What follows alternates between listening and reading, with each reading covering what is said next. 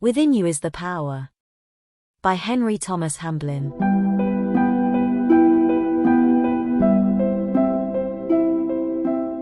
Preface.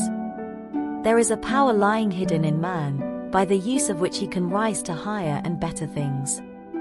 There is in man a greater self, that transcends the finite self of the sense man, even as the mountain towers above the plain. The object of this little book is to help men and women to bring their inward powers of mind and spirit into expression, wisely and in harmony with universal law, to build up character, and to find within themselves that wondrous self, which is their real self, and which, when found, reveals to them that they are literally and truly sons of God and daughters of the Most High. There is no way whereby the discipline of life can be avoided. There is no means by which fate can be tricked, nor cunning device by which the great cosmic plan can be evaded. Each life must meet its own troubles and difficulties, each soul must pass through its deep waters, every heart must encounter sorrow and grief. But none need be overwhelmed in the great conflicts of life, for one who has learned the great secret of his identity with the universal life and power, dwells in an impregnable city, built upon and into the rock of truth, against which the storms of life beat in vain. While this little work does not offer any vain promises of an easy life, for, if this were possible, it would be the greatest of all disasters, but rather endeavors to show how to become so strong that life looks almost easy by comparison, the life or fate does not change or become easier, but the individual alters and becomes stronger, yet, it does show the reader how to avoid making his life more difficult than it need be. Most people's lives would be less filled with trouble and suffering if they took life in the right spirit and acted in harmony with universal law. It is hoped that this little book may help many to come into harmony with life's law and purpose and thus avoid much needless suffering, to find the greater self within, which discovery brings with it a realization of absolute security, to bring into expression and wisely use their inner spiritual and mental forces and thus enter a life of overcoming and almost boundless power.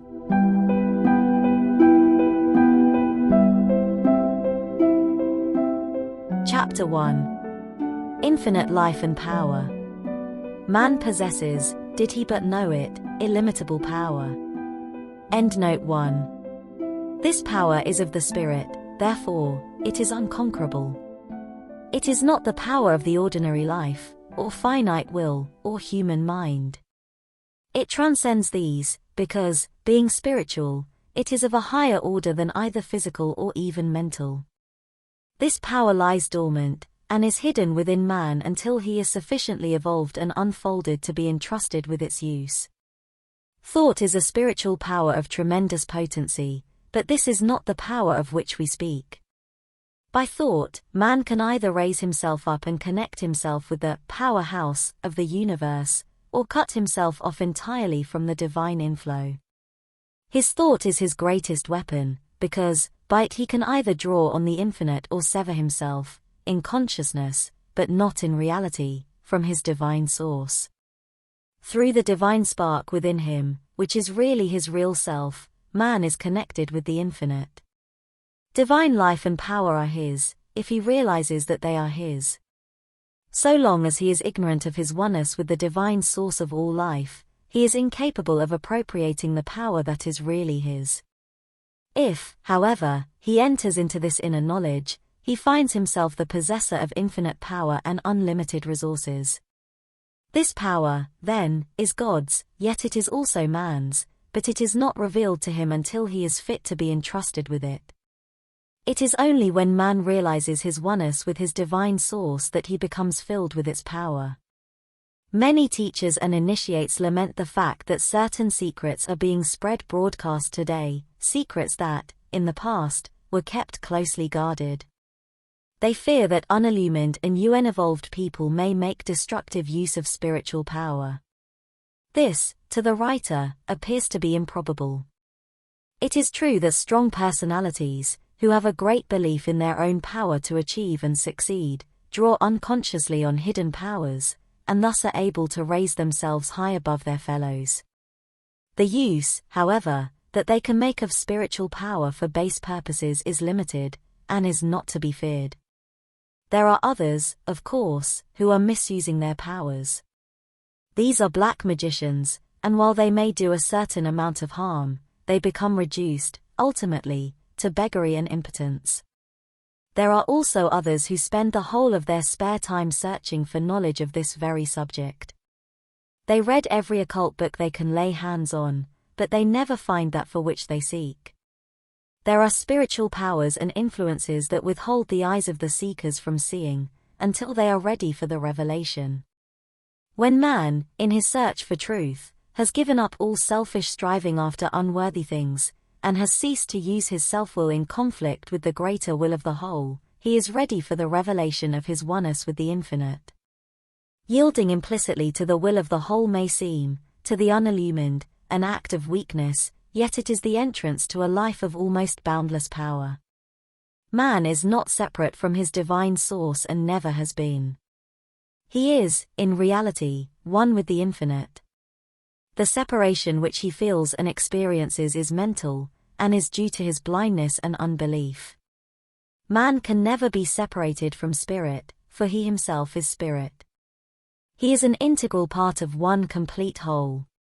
He lives and moves and has his being in God, universal, omnipresent spirit, and God, spirit, dwells in him. The majority of people are unaware of this intimate relationship with the divine, and, because they are unaware, or because they refuse to believe it, they are, in one sense, separated from the inner life of God. Yet this separation is only in their thoughts and beliefs, and not in reality. Man is not separated and never can be, yet so long as he believes that he is separate and alone, he will be as weak and helpless as though he actually were. As soon as man realizes the truth of his relationship to the infinite, he passes from weakness to power, from death unto life. One moment he is in the desert, afar off, weak, separate, and alone. The next, he realizes that he is nothing less than a son of God, with all a son's privileges and powers. He realizes, in a flash, that he is one with his divine source, and that he can never be separated. He awakens also to the fact that all the power of the infinite is his to draw upon, that he can never really fail, that he is marching on to victory. It will thus be seen how great is the power of man's thought. While thought is not the power of the spirit, it is the power by which man either connects himself up with the infinite power, opening himself to the divine inflow, or cuts himself off and separates himself from his spiritual source. Thus, in a sense, man is what he thinks he is. If he thinks he is separate from God and cut off from his power, then it is as though this were really the case, and he is just as impotent and miserable as though he actually existed apart from God.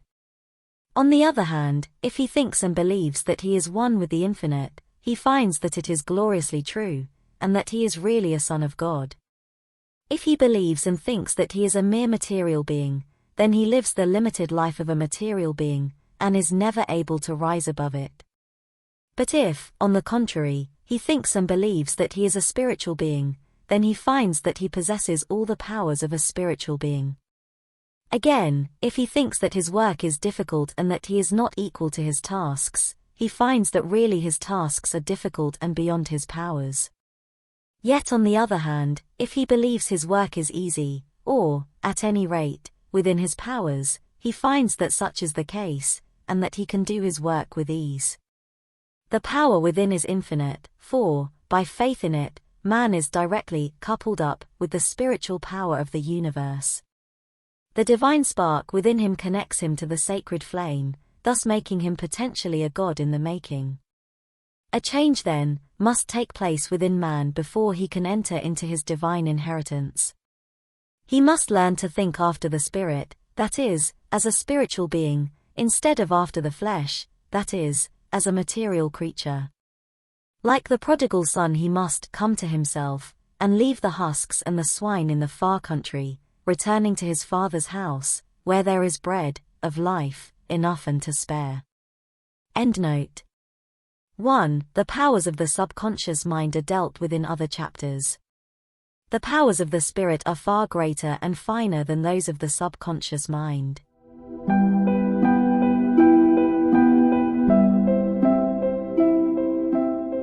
Chapter 2. The Overcoming of Life's Difficulties. The true object of life is that man may attain wisdom through experience. This cannot be accomplished by giving in to the difficulties of life, but only by overcoming them. The promises of God are not made to those who fail in life's battle, but to those who overcome. Neither are there any promises that man shall have an easy time and be happy ever afterwards. Yet, it is after this that the majority of people are forever seeking an easy life, a good time, freedom from suffering and care. But, in spite of all their seeking, they can never find that which they desire. There is always a fly in the ointment of their pleasure, something that robs them of true happiness, or, possibly, combinations of circumstances conspire to upset all their plans. Life is a paradox. The true object of life is not the attainment of happiness, yet if we attain the true object of life, we find happiness. Those who are ignorant of life's true purpose and who seek happiness high and low, year after year, fail to find it. Like a will-o'-the-wisp, it forever eludes them. On the other hand, those who recognize the true object of life, and follow it, attain happiness without seeking for it. In times past, people have made God a convenience. They have thought they could drift through life, learning none of its discipline, and then, when in trouble, or things were not to their liking, they could pray to God and have the unpleasant circumstances taken away. The same idea is prevalent today. People have left the old orthodoxy and look to various cults and isms to get them out of their difficulties. They do not believe now that they can curry special favor with God by prayer, but they firmly believe that they can get what they want from the invisible by demanding it. They think that by this means they can have their own way after all. By this they mean having a good time, with no unpleasant experiences, trials, difficulties, adversities.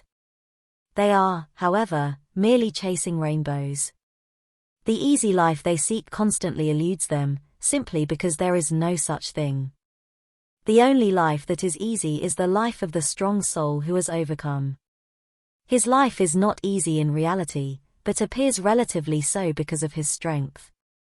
It is impossible to have an easy life, and, if it were possible, then life would be not worth living, for the sole object of life is the building of character and the attainment of wisdom through experience.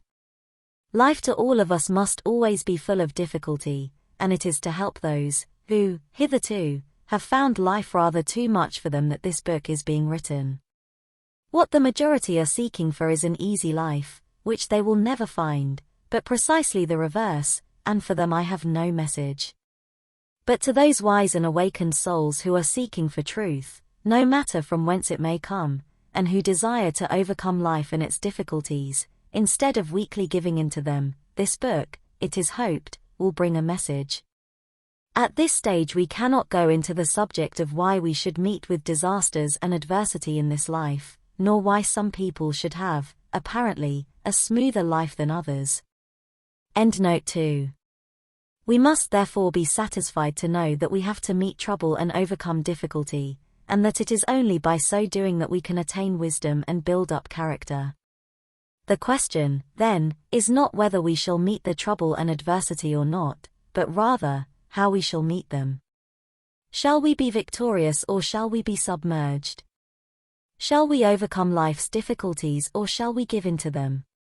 The majority of people are drifters on the sea of life. They are wafted here and blown there, they are also carried hither and thither by every current.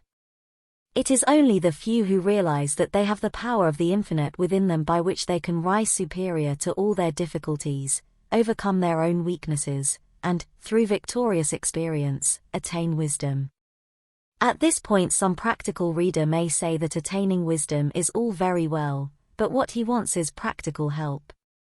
He is perhaps out of work, has sickness in his house and is in debt.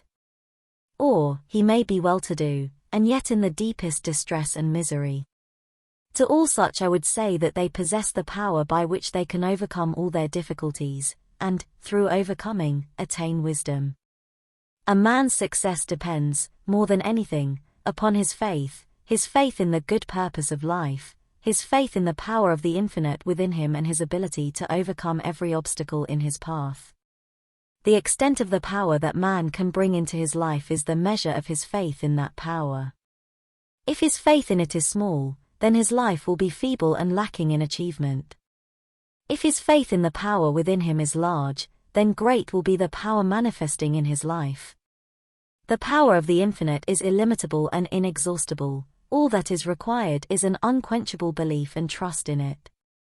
The weakest and most timid can make use of this power. There is the same power in the timid and weak as in the brave and strong. The weakness of the former is due to a lack of faith and belief in the infinite power within them. Difficulties and troubles there will be in every life, and sometimes disaster and heartbreak, when the very earth slides from under the feet, yet, by calling upon the power within, it is possible to rise from the ruins of cherished hopes stronger and greater, through experience. Happiness and true success depend upon how the troubles and difficulties of life are met. Adversity comes to all, but if it is met in the right manner, even failure can be made the stepping stone to success. Trouble comes to all, but, while it makes some people stronger and better in every way, it submerges others so that they never rise again. The trouble is the same, it is how it is met that makes the difference. Those who meet difficulty and adversity in the feeble strength of their finite minds and false personality are speedily overwhelmed and broken by the storms of life. But those who rely upon, and have faith in the power within them, can never be overwhelmed, neither can they ever be defeated. The power, being infinite, is always sufficient, no matter how great the need may be.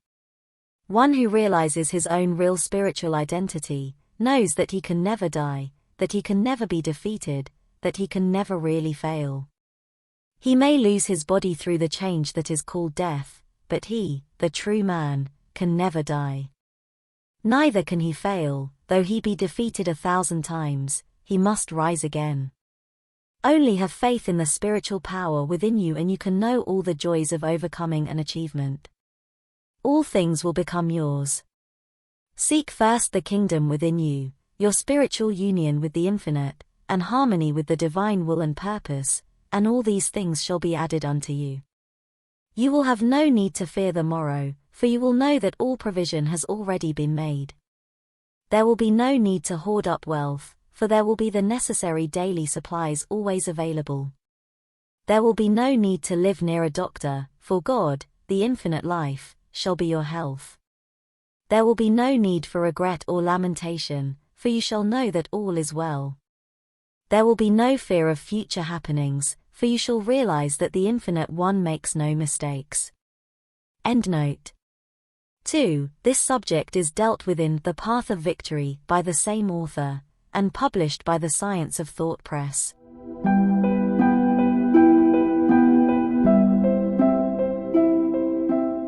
Chapter 3. Fate or Free Will. Great has been the controversy in the past over the vexed subject of fate versus free will. On the one hand, fatalists claim that man is so closely bound to the wheel of fate it is impossible for him to live his life in any different way than that which is mapped out for him. He can bring a quantity of first-class evidence in support of his claim and believes in his theory with all his heart. On the other hand, the advocate of free will believes just as wholeheartedly that man is not bound at all, being as free as air. He, too, can bring plenty of evidence in support of his theory, which confirms him in his belief.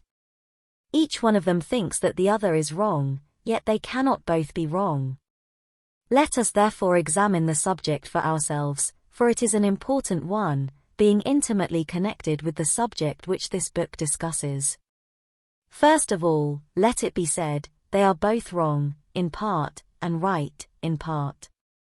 Man is bound to the wheel, yet, at the same time, he has free will. Let us, therefore, explain this seeming paradox. It is an ancient truth of the inner teaching that man, when he is unevolved and before he is unfolded, is bound to the wheel of fate very closely. The unevolved man follows his desires, thus creating for himself a future from which he cannot escape.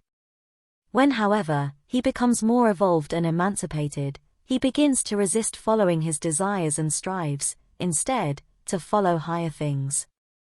This creates for him a better future, and thus he becomes free in comparison with his former slave state. Man is a slave to fate as long as he is a slave to the desires of the earth plane. He is, however, free to overcome lower things and thus rise to higher. When he does this, he ceases to create a painful future for himself and thus becomes free. There is, therefore, fate which is self-created. It is necessary to acknowledge this before we can proceed further. One who has not had much experience of life or who has not been a close observer may deny that there is such a thing, but one who has had great changes in his life, against which he has fought and struggled in vain, knows that there is a purpose working behind the events of life, against which even kings and mighty men are powerless. There come times in man's life when he moves heaven and earth, figuratively speaking, prays until he can pray no more, sacrifices, it may be, his money, his health, his prospects, and does everything that is in the power of a human being in a vain attempt to stave off a threatened disaster. But, in spite of all his efforts, in spite of his cries to a pitiless heaven, the relentless march of fate cannot be stayed. It moves forward like a huge juggernaut and crushes his hopes, his dearest idol, his very life itself, or all that then makes his life worth living, and leaves him desolate.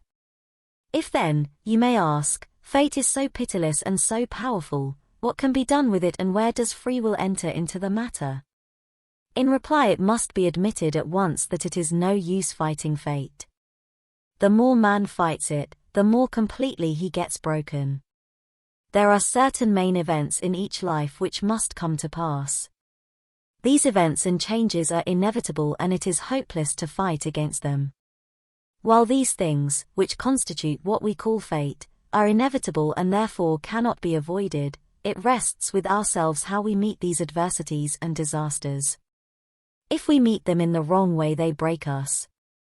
If, however, we meet them in the right way, we become stronger through discipline and experience, thus becoming better fitted to bear life's responsibilities and to overcome its difficulties and temptations. One who meets the setbacks, griefs, bereavements, and disasters of life in the right spirit becomes a strong and rich character. He becomes mellowed through experience, strong, stable, a helpful influence to all who meet him. When things go smoothly and life is a merry round, no philosophy or religion seems necessary. And as for an inward power, what of it? We can do very well without it. So, say the thoughtless and inexperienced, but there come times in every life, when, not only is a philosophy, and that a very sound one, necessary, but also a power, of which the finite self knows nothing, is needed in order to raise the soul out of the dust and ashes of its despair. It is one thing to try and meet trouble and adversity in the right spirit and quite another thing to have the power to do so. One who thinks that he has no power within him but that all the power is in circumstances, can never rise victorious over his troubles and become a conqueror over life's difficulties, but one who realizes that he possesses a wonderful power that can raise him up, no matter how crushed he may be, can never be a failure in life. No matter what may happen to him, he will play the man and act a noble part. He will rise from the ruins of his life and build it anew in greater beauty and splendor. At this stage it is necessary to point out that there is a difference between big fate and the circumstances of life. Big fate, as it sometimes is called, antedates this present life and its cause does not come within the scope of this little book. Endnote 3. Sufficient if we say here that, through the ages, we reap as we sow, therefore our future depends upon how we meet life and its difficulties now. Big fate, then, cannot be successfully fought, simply because it is the working of omnipotent law, but our life generally and its circumstances depend upon how we meet big fate, and how we recover from it. No matter how seemingly unkind fate may be, it is possible for us to make our life a beautiful thing. Inspired and energized by the power within, we can rise from the ashes of our dead hopes to build anew our life in greater beauty and more in harmony with the divine ideal. Those who have studied the occult sciences may say, what about planetary influences? They will point out that, according to the ancient science of astrology, a man's life is determined by the star under which he is born. This is true, if he gives in to the influences around his path. At different times in his life man meets with influences that are sometimes favorable and at other times adverse. These influences are, however, only influences after all, and one who will stand firm during periods of adversity and refuse to give in, relying upon the great power within to carry him through, will find that he can weather all storms of life and come out of his trials greatly strengthened. He cannot prevent these influences from coming around his path of life, but he can rise superior to them. He will meet with failures and setbacks, but he will make of these stepping stones to success. He will experience griefs and bereavements, but out of these he will build a finer character and rise to higher things.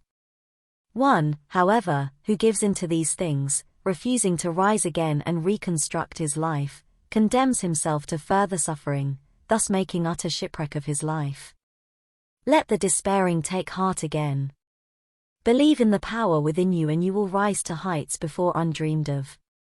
With this power to help you, you can accomplish the apparently impossible. Appendix to Chapter 3. Our life here is not governed by a capricious being who blows first hot and then cold, or who favors one person and tortures another. The Supreme Being works through laws that are absolutely just and unchanging. Therefore, all disaster and trouble in the life is the effect of certain causes. These causes are our own wrongdoing in the past, which set in motion forces, against which the power and wit and wisdom of man are powerless. Endnote 4. However, because the fundamental law of the universe is love, it follows that the working of the law of cause and effect is not vindictive. Its object is our highest good, viz., to bring us into union with the divine or in tune with the infinite. Therefore, by rising up to a higher plane and coming more into harmony and union with the divine, we rob even big fate of something of its power. We cannot oppose it, for by so doing we fight against omnipotence, but we can forestall it by doing willingly, and of our own accord, that very thing which experience comes to teach us. It will be seen then, that our future depends entirely upon the way we think and act in this life. Our future lies in our own hands. If we violate the law of love in this life, we create disaster and suffering for the future, which will have to be met, in the form of big fate of a painful character, some day. Therefore, by right thinking and right doing now, we not only ameliorate conditions in this life, but we also create a future that will be more harmonious and freer than anything we have experienced hitherto. It is also necessary to point out that, even in this life, some of its big disasters are the result of thoughts and actions committed during this present existence. A youth or young man may commit a folly that brings, in after life, a terrible retribution. Or he may do another man a grievous wrong and years afterwards someone else does the same wrong to him. It is always an eye for an eye and a tooth for a tooth on this plane of cause and effect, but the great Way Shower, by his teaching of the power of love, enables us to rise above these lower things and live a life of harmony and peace. Endnote 3. In addition to the fate or future which every thought and action builds, there is, behind all evolution, a gigantic plan. This wonderful plan that embraces all, from the stupendous conception of a limitless universe down to the smallest electron, is being worked out through the ages with absolute precision. Nothing can prevent this plan from being brought into manifestation. It gathers up our past and weaves it into our present life, just in the same way that it is busily gathering up our present life and weaving it into future fate. It works it all into the big plan, somehow, and with infinite skill. The plan is bound to be followed. This, too, is fate, but how we follow it, either with willingness and happiness, or opposition or woe, rests with us. This is free will. 4. Another cause is that the soul has failed to learn certain lessons. Therefore, in this life, many painful experiences are brought to bear, in such a way, as to teach the necessary lessons. The lessons are, however, learnt only if painful or unpleasant experiences are met in the right way. So long as man believes that he is unjustly treated by fate and that he does not deserve what life metes out to him, he intensifies his troubles, both now and hereafter, through not learning the lessons that life desires to teach. When, however, man realizes and admits that life is just and that the cause of all his troubles is within himself, he, like the prodigal son, comes to himself and, soon afterwards, begins his homeward journey. Yet another cause is that the soul is deficient in character. Strength and stability of character can be built up through the soul meeting trouble and difficulty. Again, it must be pointed out that they must be met in the right spirit.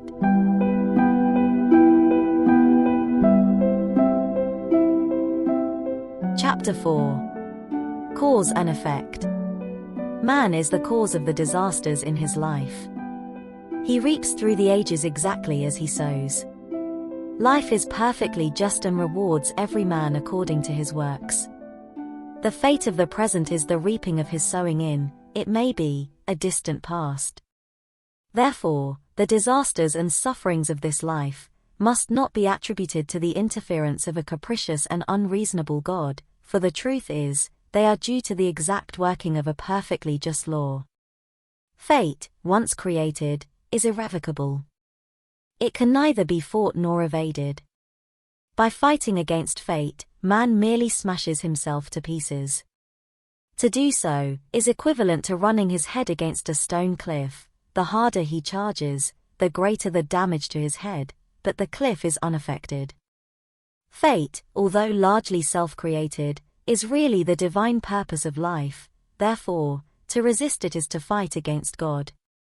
Fate, again, is not punishment, in any vindictive sense, it is the drawing together of certain remedial experiences, through which the soul can learn the lessons it has failed to learn in past ages and thus attain wisdom.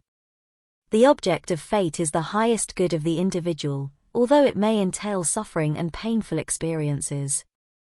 Because the disasters in man's life are due to past wrongdoing, it naturally follows that his future depends upon the kind of life that he lives today. If, in the past, he has created for himself a sequence of events and experiences, from which it is impossible for him to escape, it is obvious that his future lives depend entirely upon how he lives the present one.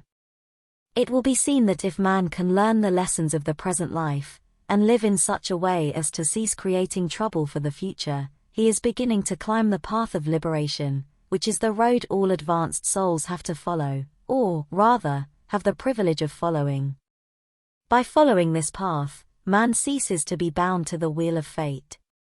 This little work does not teach reincarnation, but its teaching is based on a belief that man, in reality, is a spiritual being, a divine spark from the sacred fire.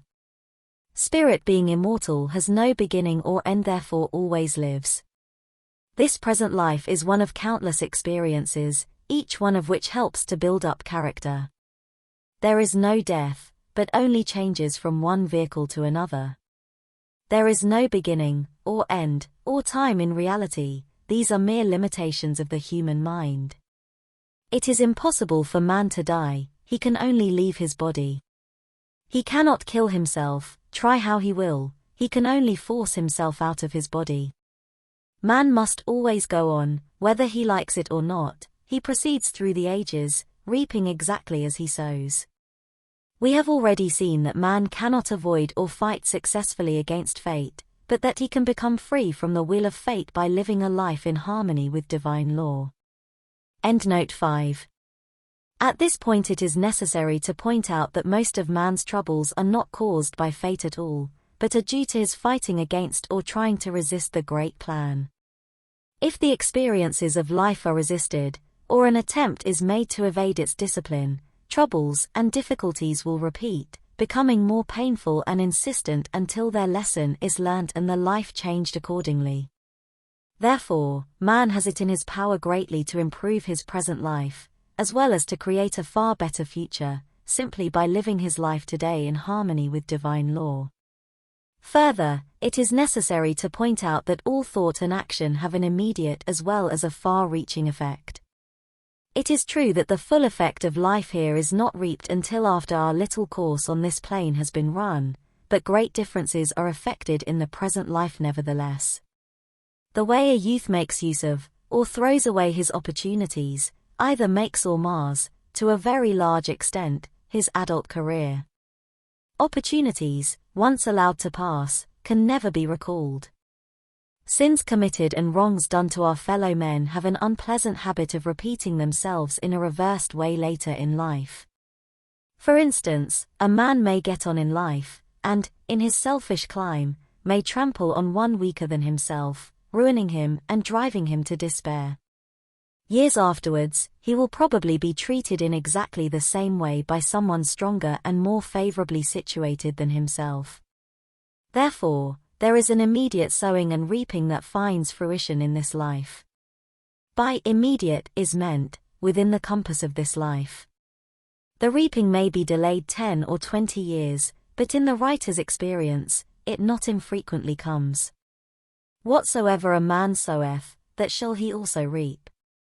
Those, therefore, who think that life is not just, and who whine and complain about the way they are treated, are simply increasing their own troubles. Until man realizes that the cause of all his troubles is within himself, he can never do anything to remedy matters, because, obviously, the only thing that is required is for him to change within. Man has to become changed within before his life can be altered. His thoughts, his ideals, his attitude towards life must all become transformed. When this change has been effected, he not only begins to repair his present life, but he creates a fairer and nobler life for the future. Man, then, has to change. His desires and aspirations, instead of being directed towards hate and evil, must be transformed to love and good. Instead of wallowing in lust and selfishness, he must lift himself to higher and better things. How can this be done? It cannot be accomplished by the finite man at all, but it can be achieved by the infinite power within. It is only when man realizes his oneness with the infinite and believes that omnipotent power is at his disposal, that the spiritual power within becomes available. So long as man has doubts and fears or disbeliefs, this special power is not available. It is his, but his state of heart and mind prevents him from either realizing the presence of the power or making use of it. Before the machinery of a workshop can run, it must be connected up with the engine room. In the same way, man, before he can live the new life, must become one with the infinite life and power.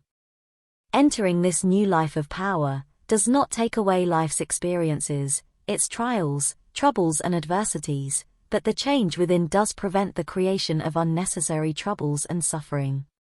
Also, even a so-called unkind fate loses much of its power to wound, for the higher man rises into union with God and infinite love, the less power it has in his life. It still operates, but it fails to wound so deeply, for man, seeing with illumined eyes, knows that it is good that has come to bless, and not evil that has come to slay. Painful fate loses its power to hurt when man ceases to resist it and meets it with open arms, seeking to learn the lessons that it has to teach. Endnote 5. This is the inner secret of all esoteric teaching. The new birth, or regeneration, means the awakening of the soul to conscious immortality.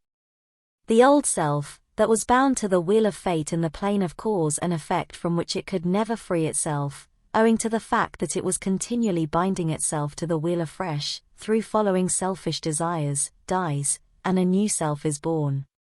In other words, the consciousness is raised from the plane of sin and death, of sensuality and desire, of restriction and captivity, to the higher plane of spirit, where man realizes that he is a son of God. He discovers that the divine spark within is his true self. He realizes also that he has always lived, in his real spiritual self. Beginning and end, like change and decay, belong purely to the material plane and have no place in reality. They form part of this present three-dimensional existence but have no reality. Endless being is the reality. Anything short of this is mere illusion.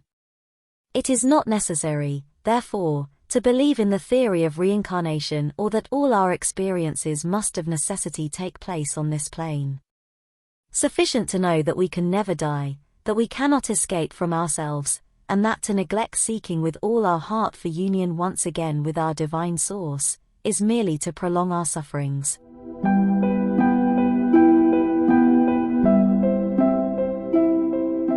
Chapter 5. Success. What is meant here by success is the achievement of something worthwhile, that shall make the world better and richer, and add something to the common good. Our sphere in life may be very humble, but if we overcome our own weaknesses, help others along life's pathway, and do our daily work better than we need, our life cannot be other than successful. If, at the end of our life, we can be thankful for it, realizing that we have made the best possible use of it, we have achieved real success. Success, to the unillumined, may mean the accumulation of wealth and the winning of fame. Yet those who give up their lives to the acquirement of these things are the greatest failures in life.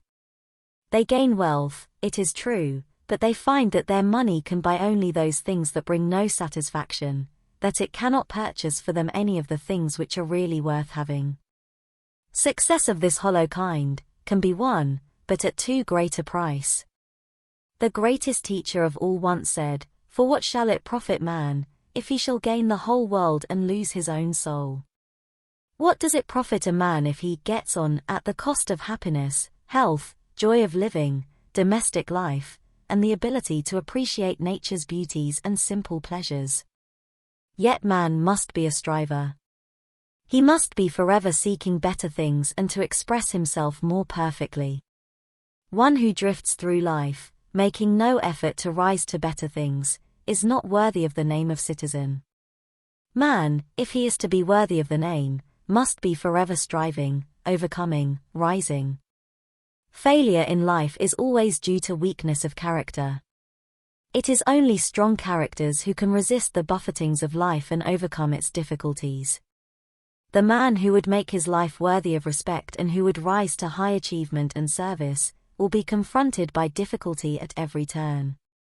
This is as it should be, for it weeds out the weaklings and unworthy aspirants, and awards the spoils to those who exhibit faith, courage, steadfastness, patience, perseverance, persistence, cheerfulness, and strength of character, generally.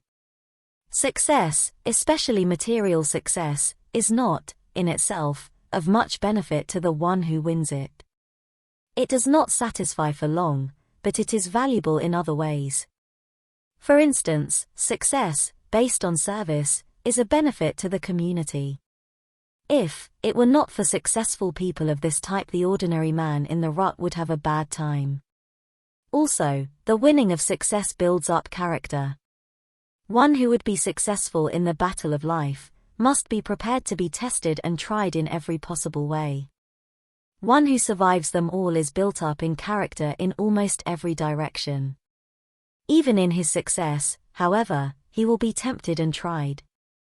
One who is engaged in the harsh struggle of business, or who takes part in public life, may, if he does not watch himself very carefully, become hard and callous.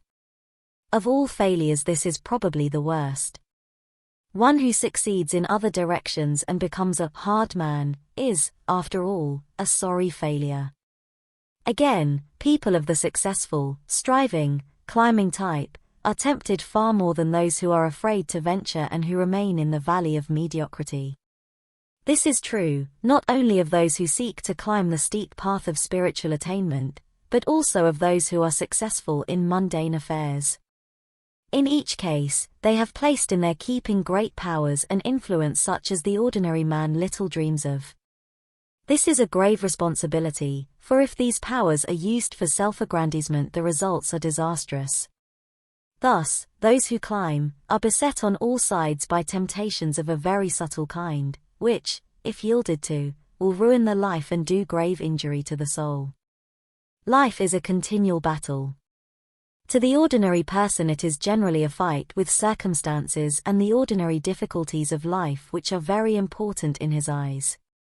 The more advanced soul is not troubled much by these things, he rises above them, but he is tempted and tried to a much greater degree, and in a far more subtle manner. Those who think that by following a certain cult or ism, they will be able to have an uneventful walk through life are merely deluding themselves. As he learns to overcome the difficulties of life which baffle the ordinary individual, he will be tempted and tried in other and more subtle ways. This is because life is not for mere passing pleasure, but is for the building up of character, through experience. Therefore, one who would succeed must be strong, and wise and patient. Those who aspire to make their lives really worthwhile, who desire to serve their fellows more perfectly, who want to build up character through experience and overcome all their weaknesses, inherited or otherwise, must look within for power and wisdom. It must be pointed out, however, that man must not use his spiritual powers for selfish purposes and self-aggrandizement. There is an immutable law, which has been known to the inner teaching all through the ages, that forbids the use of spiritual powers for the creation of wealth or even of daily bread. Jesus was subject to the same spiritual law, and was tempted exactly in the same way as we. The tempter said, "Command this stone that it be made bread." If Christ had turned the stone into bread, he would have failed in his great mission, but he knew the law. There are thousands of people today who are trying, not only to turn, by the misuse of their spiritual powers, stones into bread, but also into motor cars, fat bank balances and lands and houses. Such are heading to disaster, for they are working against the combined spiritual power of the universe.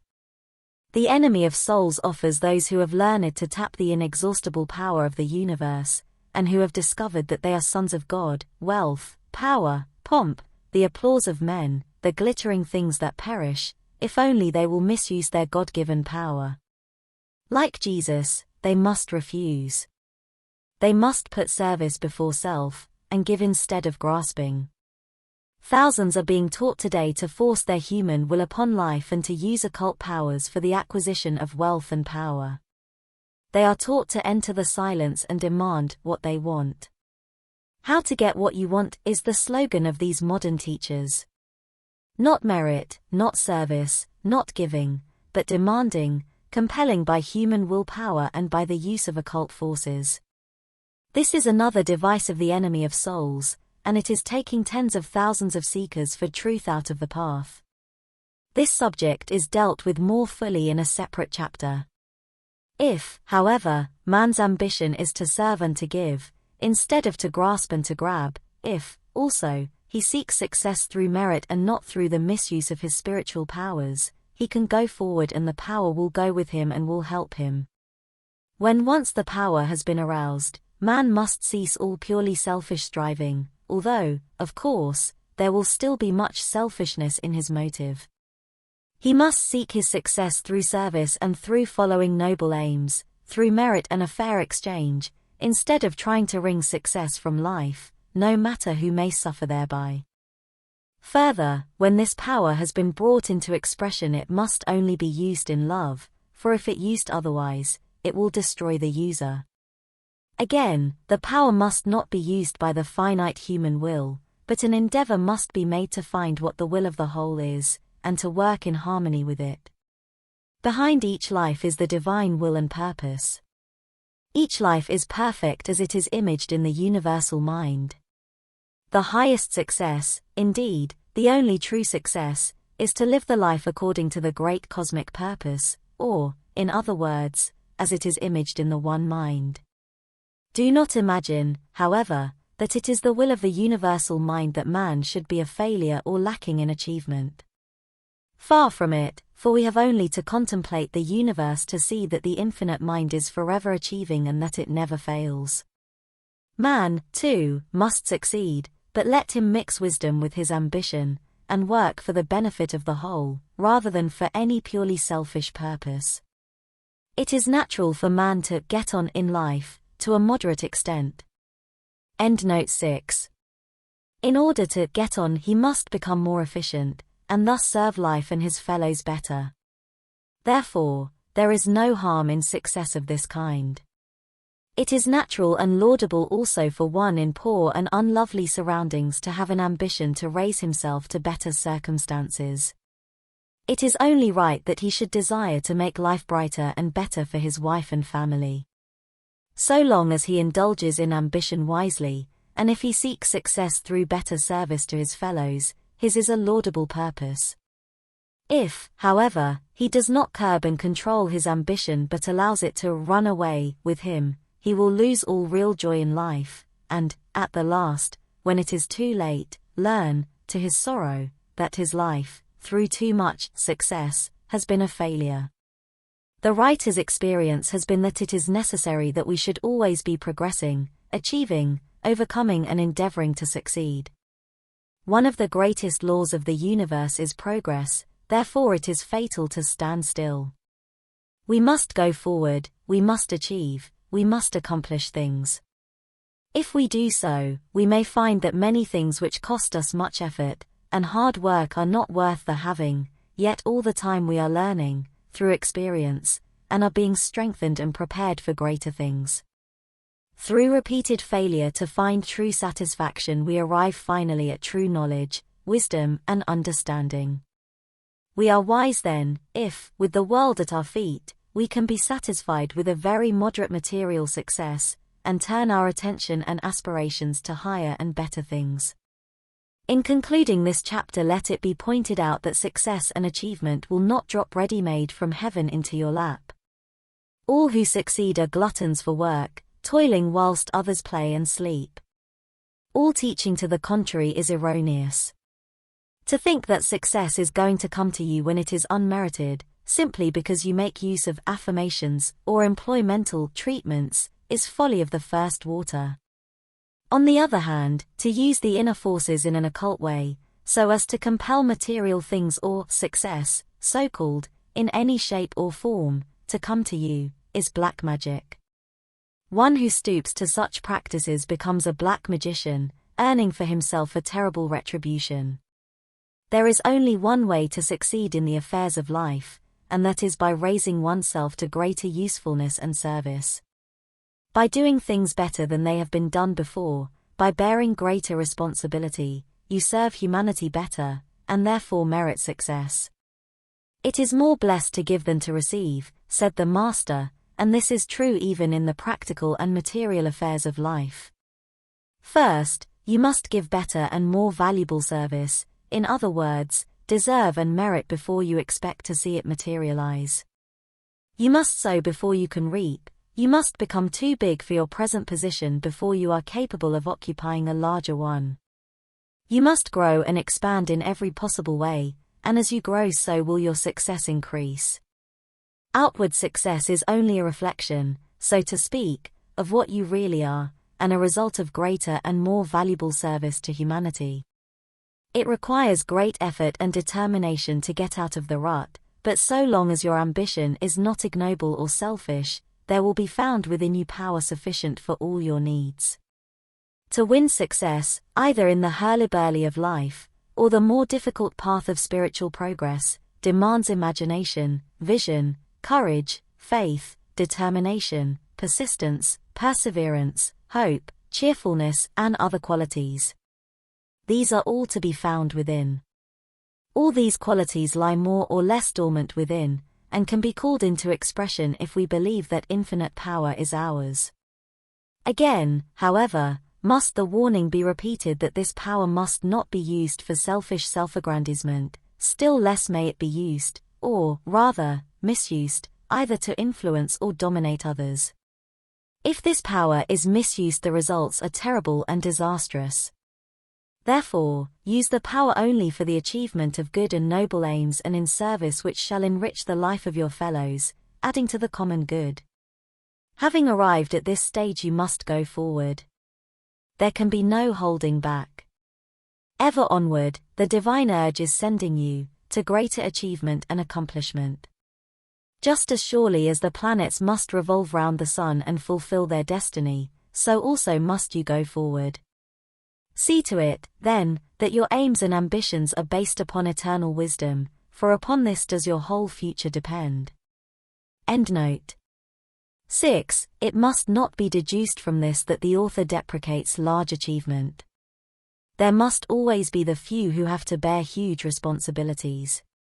The real success of the lives of these great ones depends entirely upon their motive. If they seek merely power, fame, and self-aggrandizement, then their life, no matter how it may appear otherwise, can be only a failure. If, however, their motive is service, then their life is truly successful, no matter how it may appear to be otherwise.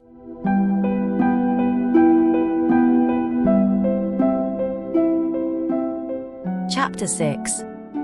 Health.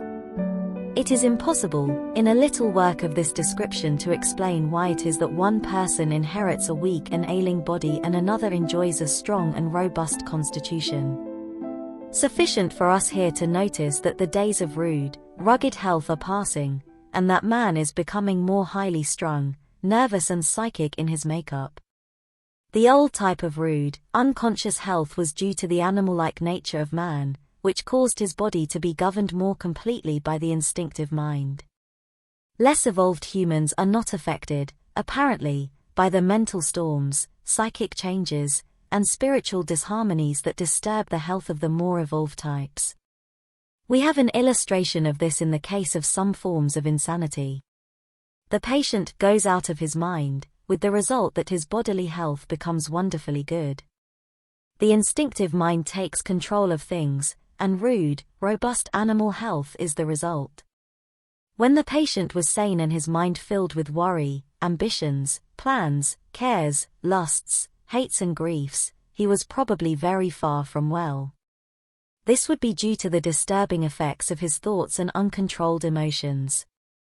When, therefore, his conscious mind gave way and he became happy in an imbecile way, he ceased to think of these disturbing things, with the result that the instinctive, animal mind was able to work undisturbed.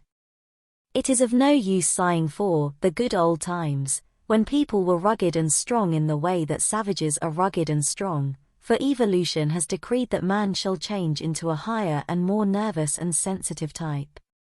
In this sensitive type, wrong thoughts and emotions quickly produce pain and suffering.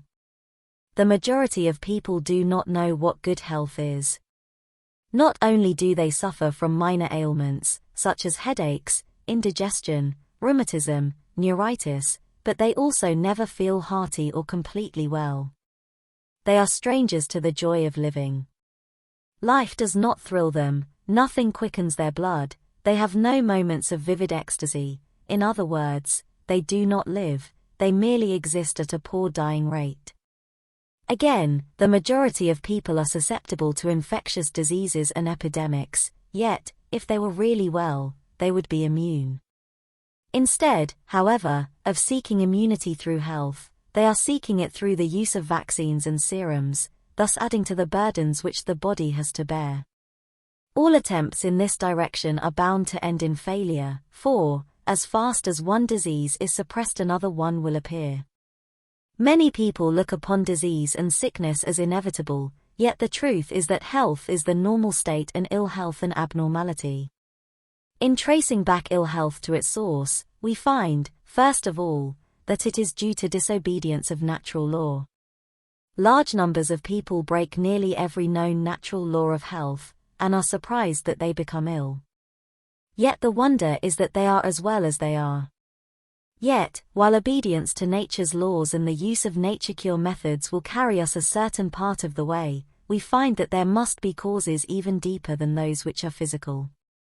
We are confronted by the fact that there are many people who obey every known physical law of health, who bathe, exercise, breathe, eat and drink scientifically, who adopt nature-cure methods instead of drugs and serums, who yet cannot find health.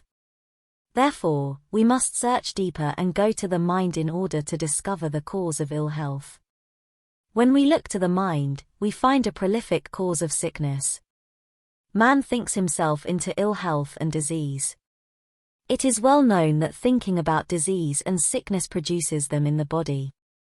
People who are forever thinking about disease, illness, operations, and other morbid subjects, become a prey to these things. Those who believe that sickness is inevitable, manifest it in their life. Morbid thinking produces a morbid state of the body, causing it either to fall an easy prey to infection or to break down into chronic ill health, or even disease. Allowing the thoughts to dwell upon morbid things is a sure way to sickness and invalidism.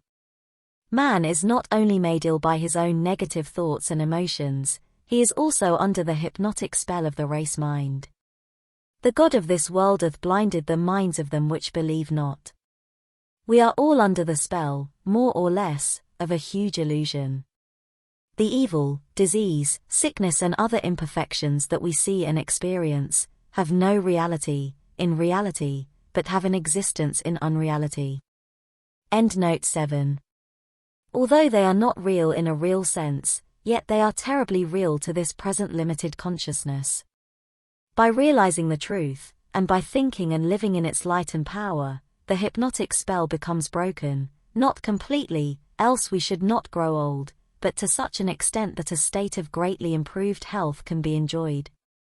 We are also hypnotically affected by suggestion, which reaches us from 1,000 different sources. The conversations of friends and acquaintances affect us adversely. Their belief in disease and sickness as realities, and in its inevitableness, colors all their conversation, and, unless we guard against it, this unconsciously affects us. Newspapers, magazines, books, all steeped in the same era, also influence us unless we have become too positive to be affected. From innumerable sources it is subtly suggested to us that disease, sickness, infection are realities that cannot be evaded, and to which we are prone. The effect of all this, putting it in simple and elementary language, is to divert the life power into wrong channels, thus producing disease and ill health in place of perfection. The normal state of health has to give place to an abnormal state of disease or sickness. The normal health state is, however, restored when truth is realized, and the life lived in its light and power. Absolute truth and perfection stand behind all the illusion and imperfection of the sense life. It is by realizing the truth and the perfection of the reality, and by establishing the thought life in truth, so that our thoughts cease to be negative and based on error and illusion, that health is to be found. It is often said that ill health is the result of sin. It is, for thinking about disease, sickness and ill health, believing them to be inevitable, is one of the greatest of sins. The way of life is to walk, think and act, after the Spirit, which is perfect, whole, immortal and incorruptible, and not after the flesh, corruption, disease, sickness, death. By thinking after the flesh we dishonor God who is absolute wholeness and perfection, and cut ourselves off from the divine life and power. But there are other ways by which wrong thinking destroys the health. Thinking thoughts of lust is a prolific cause of unhappiness, sickness, and nervous disease. The divine forces of life are directed into a wrong channel, resulting either in indulgence and inevitable weakening of body, brain, and will, or in repression and its consequent nervous diseases. If the thoughts are allowed to dwell upon impurity, evil results must follow in some form, either in action or ill health, or both. Thought must be controlled and reversed continually. Not repressed, but reversed, be it noted, for there is a tremendous difference between the two.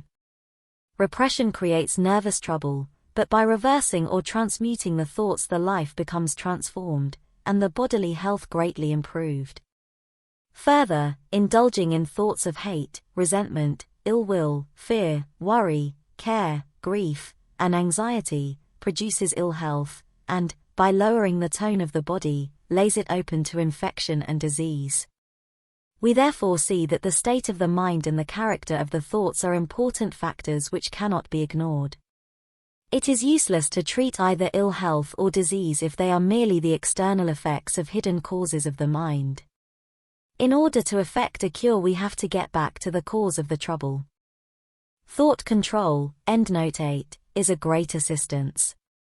Substituting a right or positive thought for a wrong one, will, in course of time, work wonders in the life.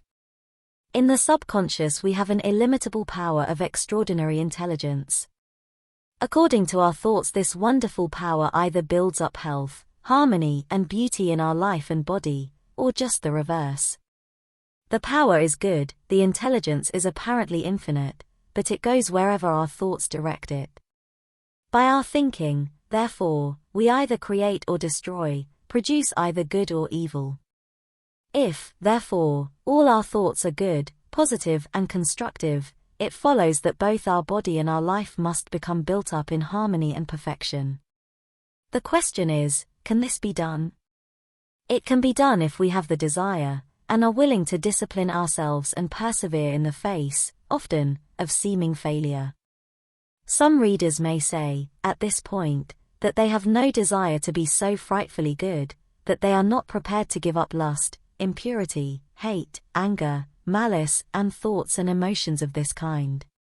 Very well, if this is so, they must go on and learn, through suffering, the lesson which they refuse to learn willingly. Others may say, yes, I want to control my thoughts, but how can I cease to worry when I have so much about which to worry, and how can I cease to hate when I have been so deeply wronged? This brings us to an even deeper cause of ill health than that of mind, viz., the attitude of the heart. Our scriptures tell us that, as a man thinketh in his heart so is he. By heart is meant the soul or feeling, desiring part of man. It is here where the conflict between the self-will and the divine will, between the desires of the flesh and the longings of the spirit take place. The real root cause of all unhappiness, disharmony, and ill health is spiritual, and not merely mental or physical. The latter are contributory causes, but the former is the fundamental cause. Spiritual disharmony is, in reality, the cause of all ill health and disease.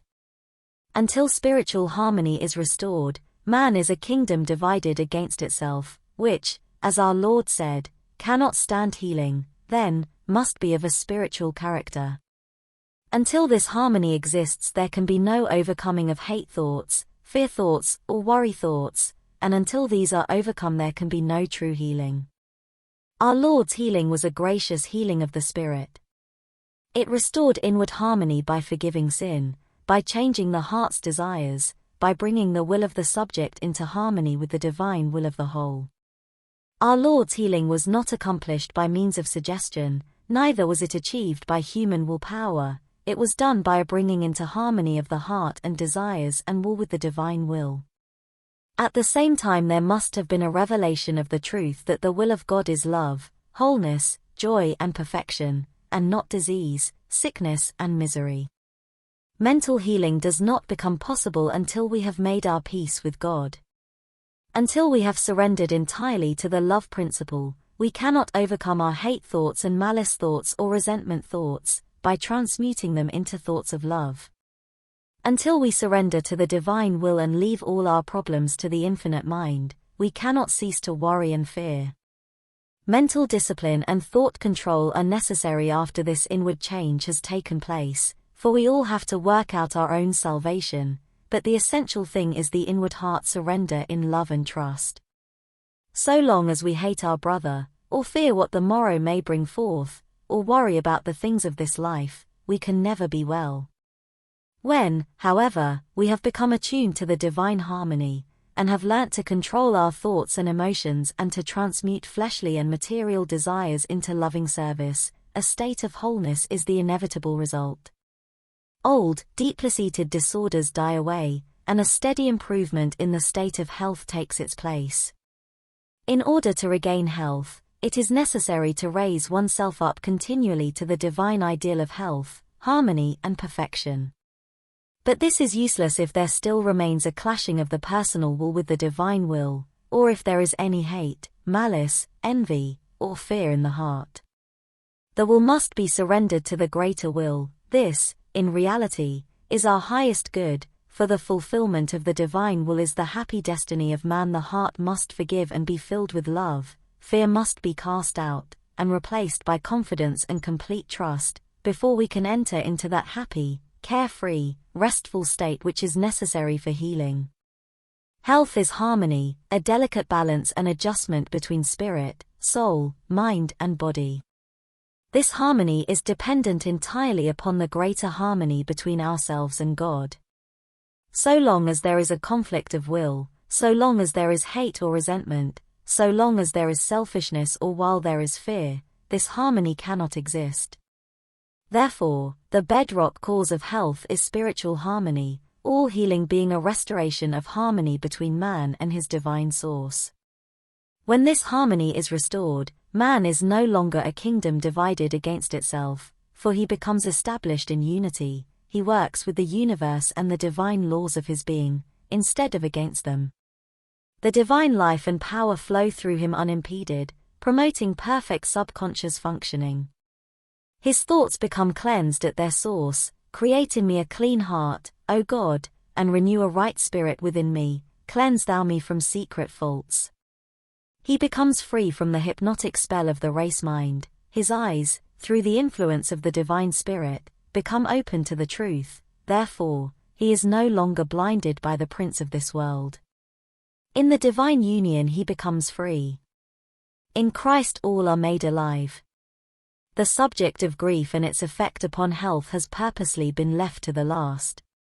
No amount of right thinking will prevent bereavements in this life. These form part of the necessary discipline of life, and it depends entirely upon how we meet our trials whether they shall be hurtful or the greatest possible blessing. By rebelling against life's discipline, griefs become hurtful, but the hurt is not in the bereavement itself, but in the attitude of the mind and heart. Until the soul is able to drink the cup of sorrow willingly, and say, "Thy will be done," bereavement is hurtful, destroying both health and happiness. The cause of the hurt is, however, in the hardness of heart, and not in the bereavement itself. There must, therefore, be submission and an acknowledgement that the discipline is necessary. This does not imply, however, a weak giving in to grief and mourning. One who has been bereaved can never, it is true, be the same again, for he or she becomes more chastened, more loving, more sympathetic, richer and more mellow in character. The loved one can never be forgotten, but that is no reason why the heart should be bowed down by grief and the life made desolate by sorrow. In such cases true religion, not religiousness, is the only thing that can satisfy the soul, harmonize the mind, and heal the body. To be established in truth, knowing that all is well, that God makes no mistakes and that there is, in reality, no death but only change, is the only way by which bereavement can be made to be a blessing in disguise. When this stage is reached, grief is overcome, death being swallowed up in victory. The only panacea for all life's troubles is conscious harmony with our divine source and the divine will and purpose which desire only our highest good. Endnote. 7. For a fuller explanation of this metaphysical statement see Science of Thought textbooks, Numbers I and II. 8. See also, The Power of Thought by the same author, published by the Science of Thought Press, Chichester.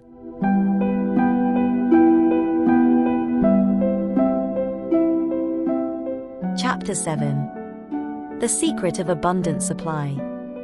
It is a metaphysical truth that the outward life is a reflection of the thought life.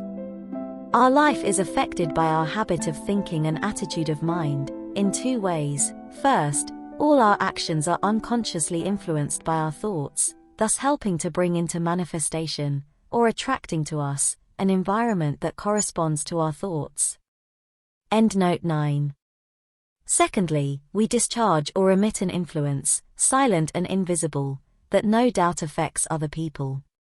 They are probably not aware of it, but they are either repelled or attracted by this silent influence. Thus, if our thoughts and mental attitude are of the wrong type, not only are our actions affected thereby, but also, we exert a silent influence that assists in driving the right type of friends, opportunity, success, and every possible good away from us. The reverse also is equally true.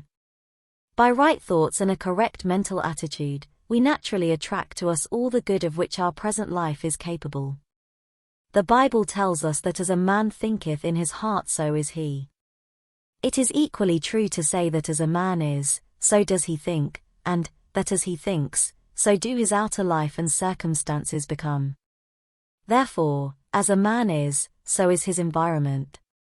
This may sound rather metaphysical, but it is really quite simple, and proof meets us at every turn. Take a man from slumdom and put him in nice surroundings, and note what happens. Very soon he either drifts back to a slum or turns his new house into a slum dwelling. Take a man of a higher type, and put him in a slum, and soon he will either leave the slum or change his slum dwelling into a more decent habitation.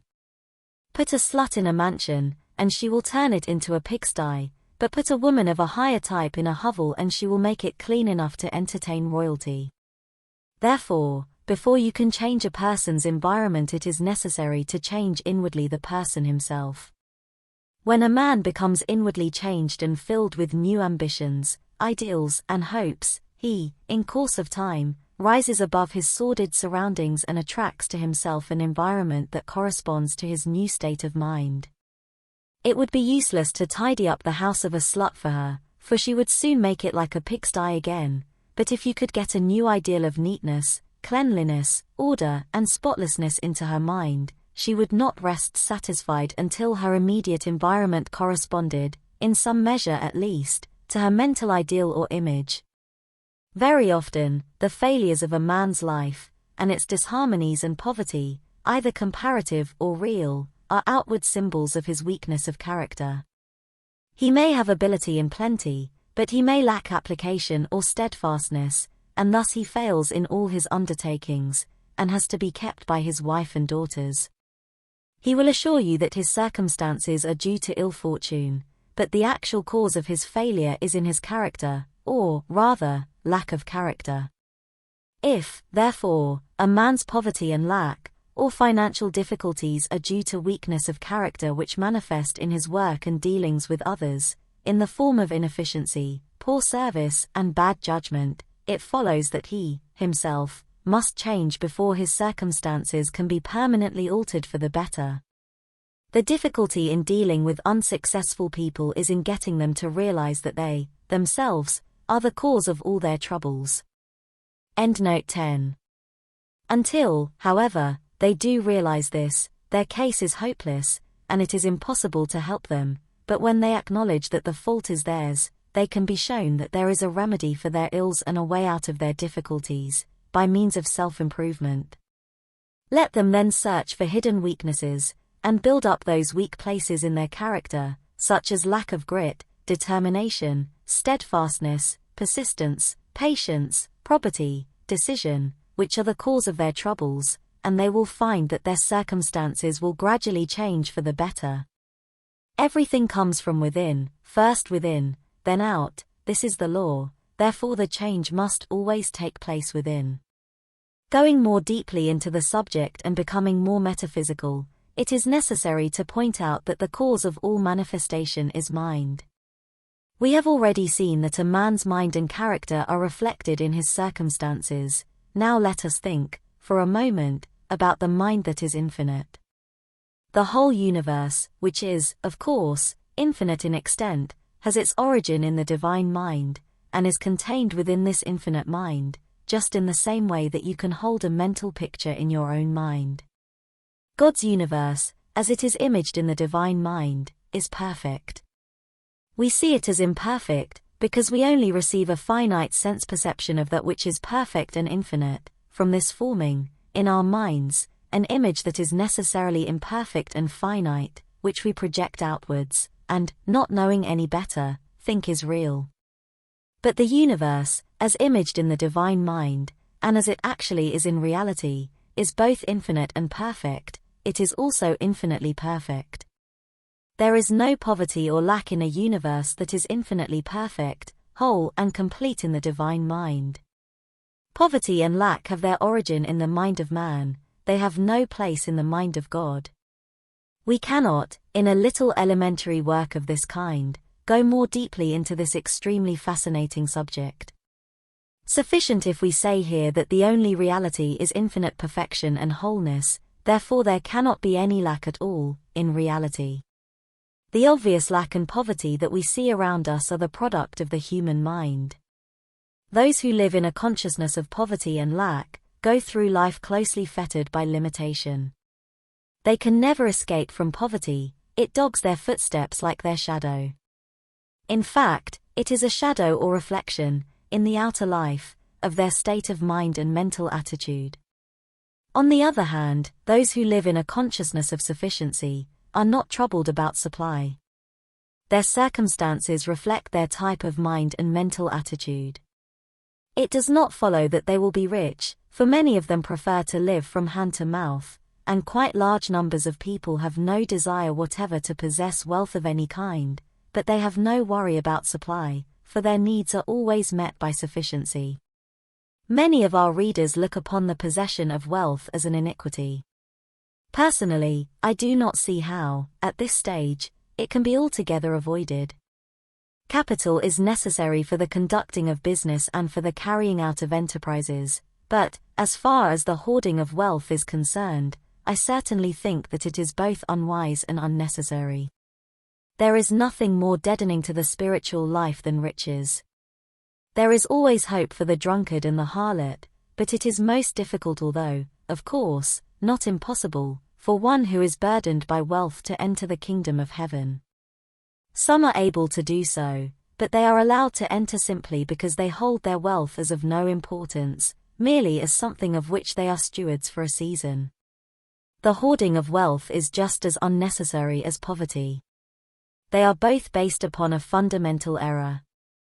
This error is in thinking that all supply, being material, must necessarily have a material source, that it is limited in quantity, and therefore must be grabbed at and fought over. The truth is, of course, that the source of supply is spiritual, and therefore without limit. Consequently, one who realizes the truth has no thoughts of poverty or lack, and ceases to fear it. On the other hand, he has no incentive to hoard or to grab wealth, for of what use are riches to one whose supply is forever assured? All who enter into this truth regarding supply, either despise riches or hold them very lightly indeed. They cease to have any desire for wealth. Why should they have any such desire? People hanker after wealth because they fear poverty with a deadly fear, and long for wealth because they think that its possession would release them from their fears. When, however, they know the truth, they also know that their wants will always be supplied, therefore they no longer desire wealth and its cares and responsibilities. Wealth is just as abnormal as poverty. Our Lord showed this to be the case by choosing to be poor, but not in poverty, and by his teaching in the Sermon on the Mount. What Jesus promised was adequate supply, but not wealth or riches, to those who had sufficient faith in their Heavenly Father. Many people live this planless life of utter dependence upon their spiritual source. They never become rich, but all their needs are supplied.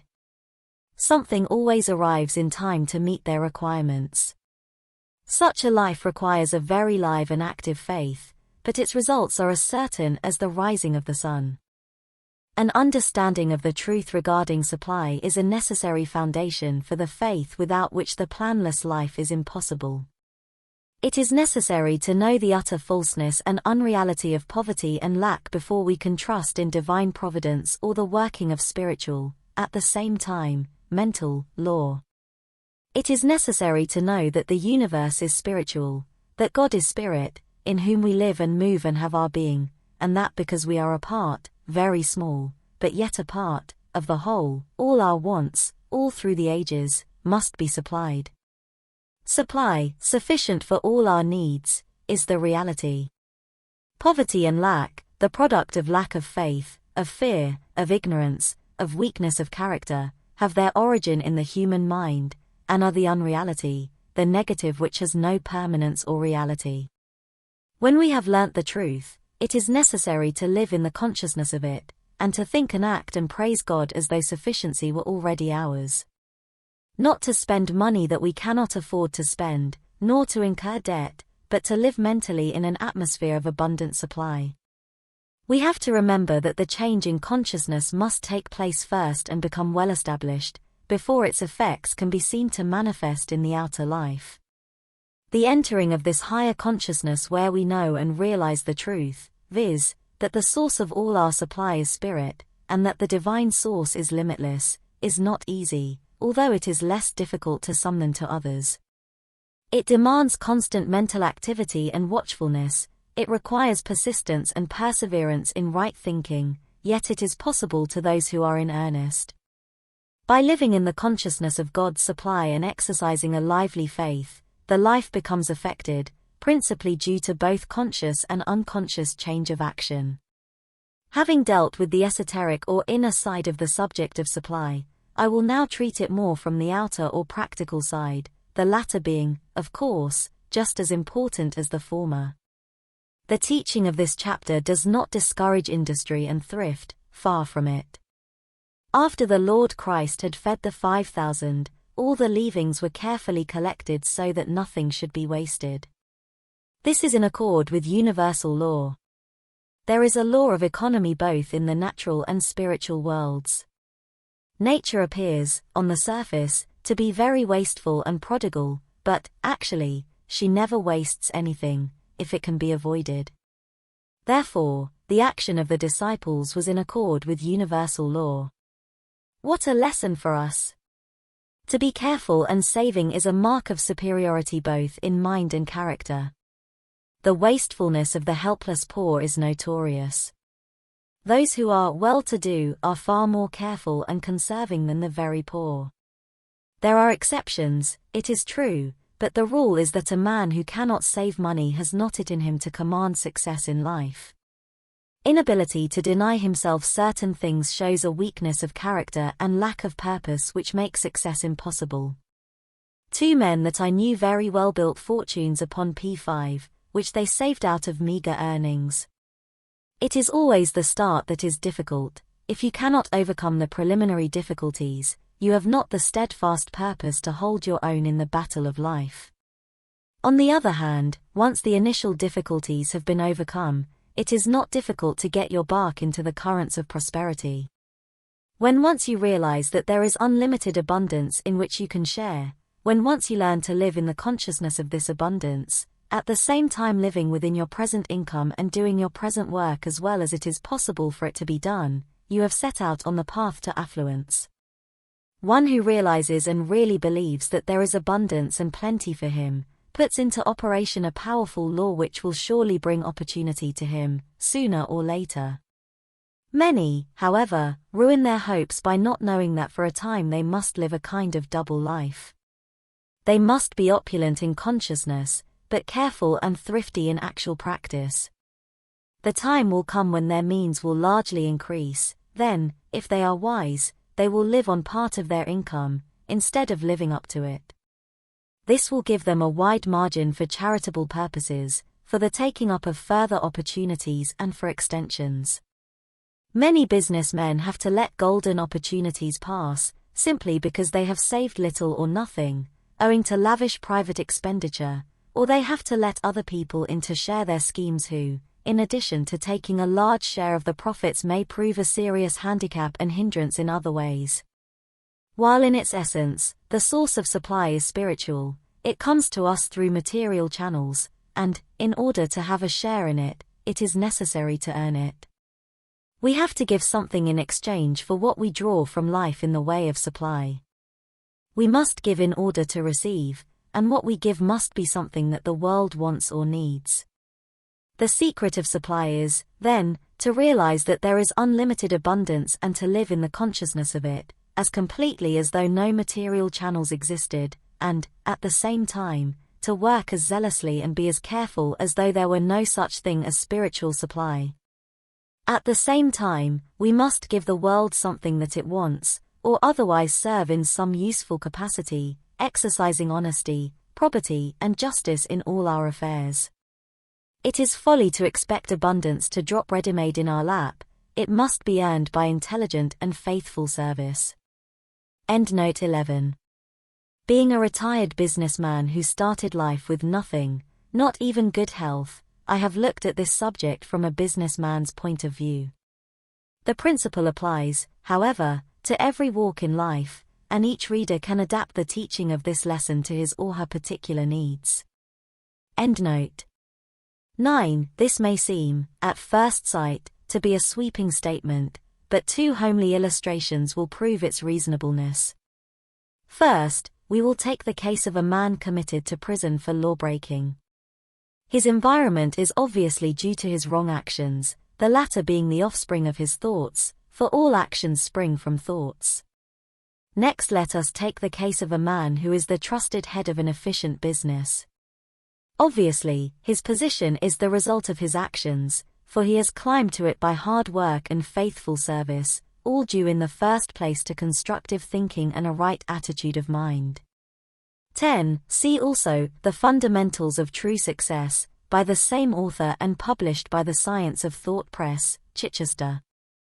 11. This subject is treated fully in The Fundamentals of True Success, by the same author.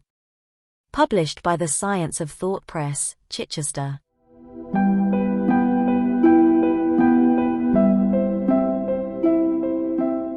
Chapter 8. The Powers and Limitations of the Subconscious Mind.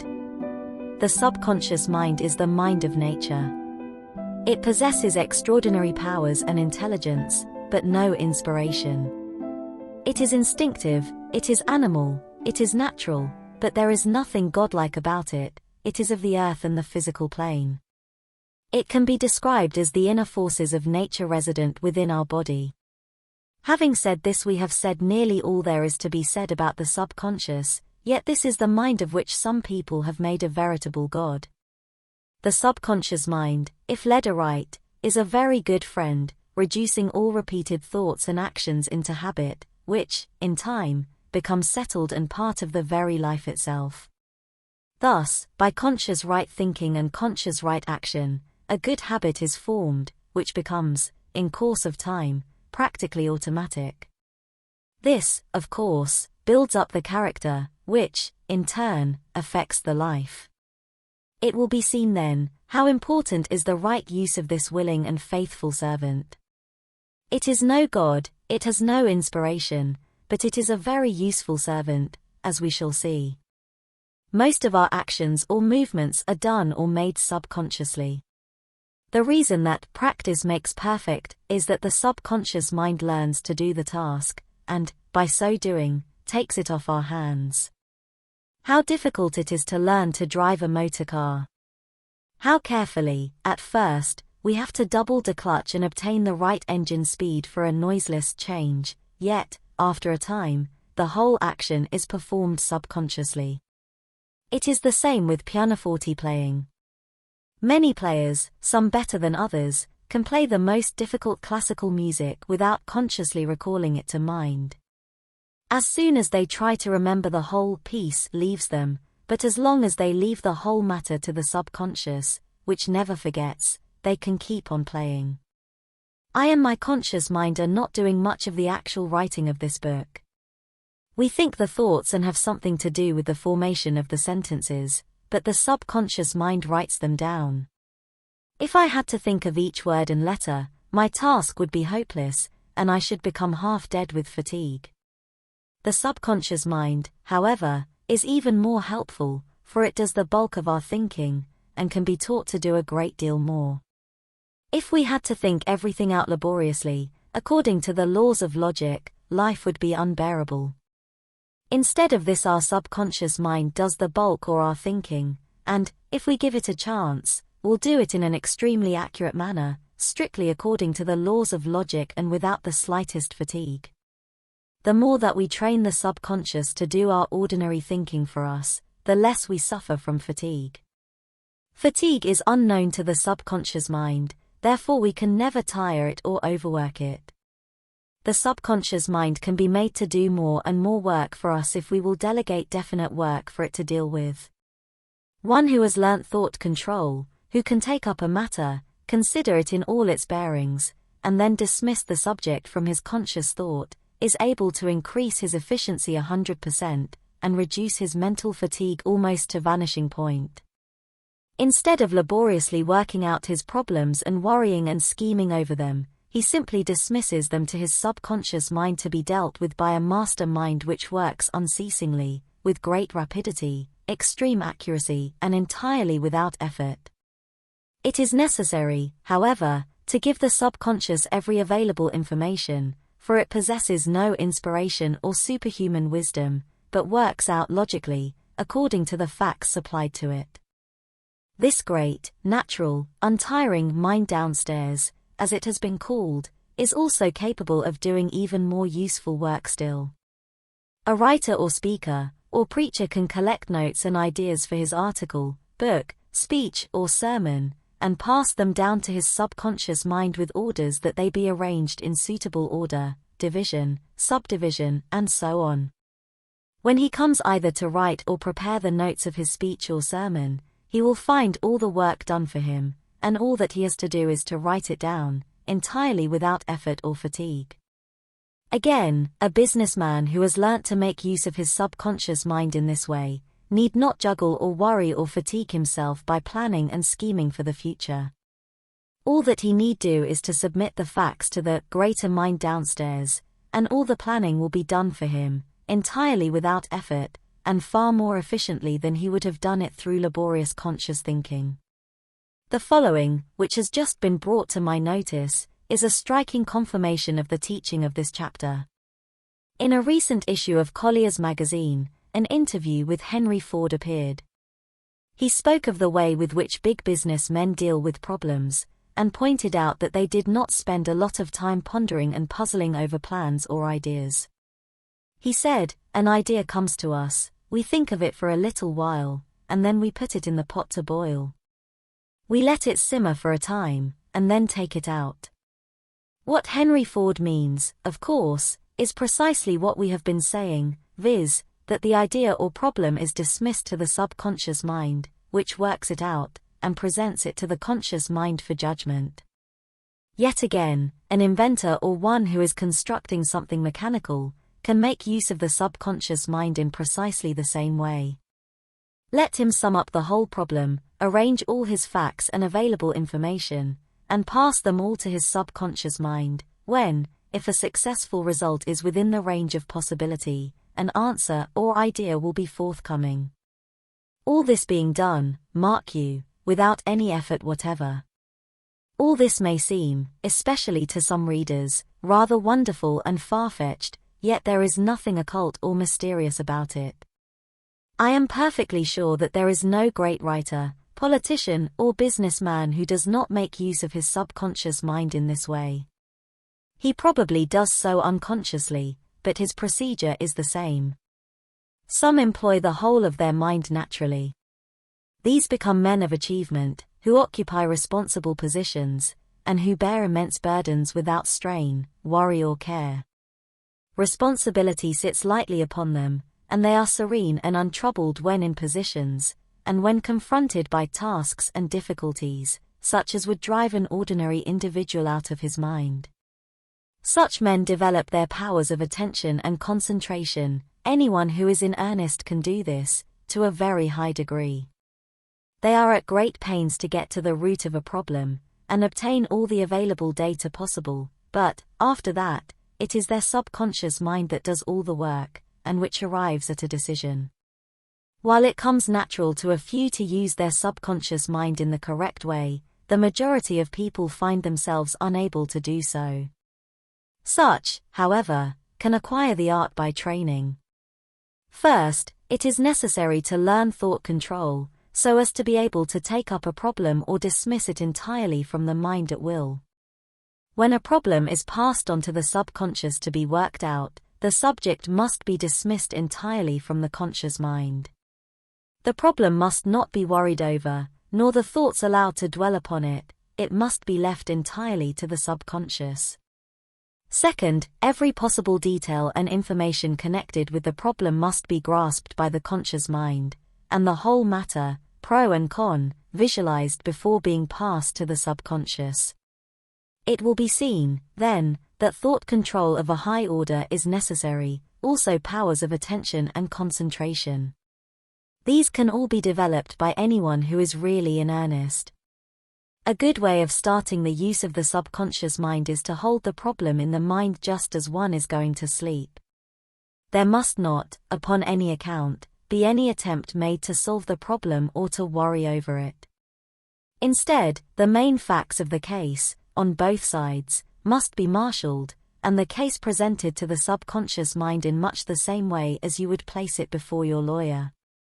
Having done this, dismiss the whole matter to your subconscious mind, and in most cases, you will find in the morning that a solution has been arrived at without any effort or fatigue on your part. This, of course, is only one of the many ways in which the subconscious mind can, and does, serve its master, or the one who should be master. This great invisible force of nature is forever working. Whatever ideal is held in the mind becomes woven into the life through the tireless working of the subconscious mind. Only set your attention upon high and lofty achievement, and you will focus all the invisible inward forces of nature upon its accomplishment. In course of time, you will reap as you sow, if you will direct your attention into the right channel, backing it up with energetic, conscious action. Your subconscious will help you day and night, thus making success and achievement possible.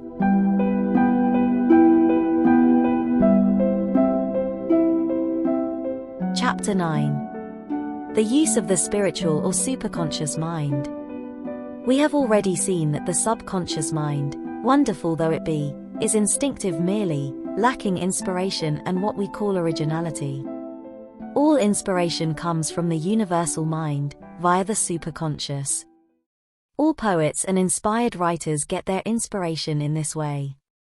This higher mind is not recognized by psychologists, but it has long been known to searchers for spiritual truth. What we get from the subconscious is the outcome of facts and knowledge supplied to it. What we get from the superconscious is direct inspiration from higher planes. This higher mind might also be called the mind of illumination, for those who can enter into it become illumined, being able to know the truth and to see things as they really are, and not as they falsely appear to the senses. This limited consciousness in which we live is bounded by our 5 senses. The universe that we see around us is partly real and partly an illusion. The real universe is spiritual and infinite. What we sense is a limited, partial conception of a fragment of it. Our limited, finite conception of the universe is entirely misleading and erroneous, and so long as we rely on sense evidence and the human mind, we remain in darkness and uncertainty. When, however, we can rise into the superconscious realm, our consciousness expands, transcending the senses and the limitations of the physical plane. The spiritual mind is, of course, only accessible to those who are more delicately attuned to its finer vibrations. Nothing that is worth having can be had without effort, and it is only after much self-discipline that it becomes possible for the student to raise his consciousness to this higher realm and understand life from the standpoint of the universal mind. There is nothing, either mystical or psychical, about the use of this higher mind. One who makes use of it becomes spiritually minded, that is all. He does not go into trances, nor need he become clairvoyant. He simply remains a sane, normal individual, with this difference only, he makes use of more of his mind than does the ordinary individual. One who is able to use this higher mind develops that which has been termed the divine quality of originality. If ever a person is to rise above the dead level of mediocrity, it must be through direct inspiration from higher planes, through his superconscious mind. If ever a person is to bring forth a new idea which shall enrich humanity and add to the common good, it must come through the higher mind. One who is properly attuned, becomes, through the superconscious mind, a recipient of knowledge that is above human, and wisdom that is divine. He knows by direct knowing, he becomes wise through an influx of divine wisdom. He is able to distinguish between the real and the sham, between the gold and the dross. He is also able to see and recognize the right path in life, a thing utterly impossible to the mind of the senses, and to tread it, thus being led into the only true success and real good of which his life is capable. Let it be said here that all wisdom must come from within. While books and the written word may be helpful, it is the spirit within the reader that illumines the word, and makes it real and true to the seeker after wisdom. One who realizes that he is illumined within by the divine spirit, and that this alone can bring him into real knowledge is well advanced on the path that leads to realization. The wisdom of the human mind always leads to disappointment. It is based on the evidence of the senses, which is erroneous, therefore its findings must always be lacking in real wisdom. One who relies upon the inspiration of divine wisdom has often to decide to take a course of action which, apparently, is opposed to his best interests. Yet, if he follows the inward wisdom, he finds that he is always guided aright, and, later, has cause to be devoutly thankful that he followed the gleam.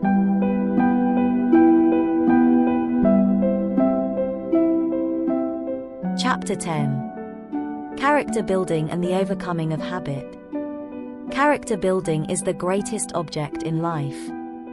It has been said that character is the only thing we can take with us when we depart this life.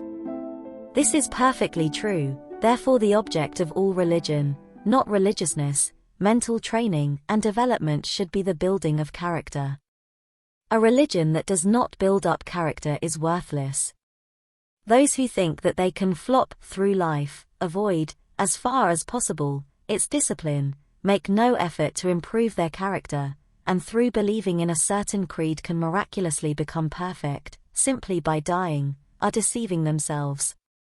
We do not become perfect, that is, of a strong and perfect character, either by believing in a creed or through dying, but by attainment. God helps those who help themselves, and those people who will not strive after better things cut themselves off from all the glorious and wonderful possibilities of attainment. Before, however, thinking about such lofty things as entering the path of attainment, and becoming changed into, and modeled after the divine image, the average person may wish to know how to overcome bad habits and weaknesses of character which are keeping him down in life, and, possibly, undermining his health. Most people are conscious of some wrong habits that ought to be overcome, and weaknesses of character which should be eradicated.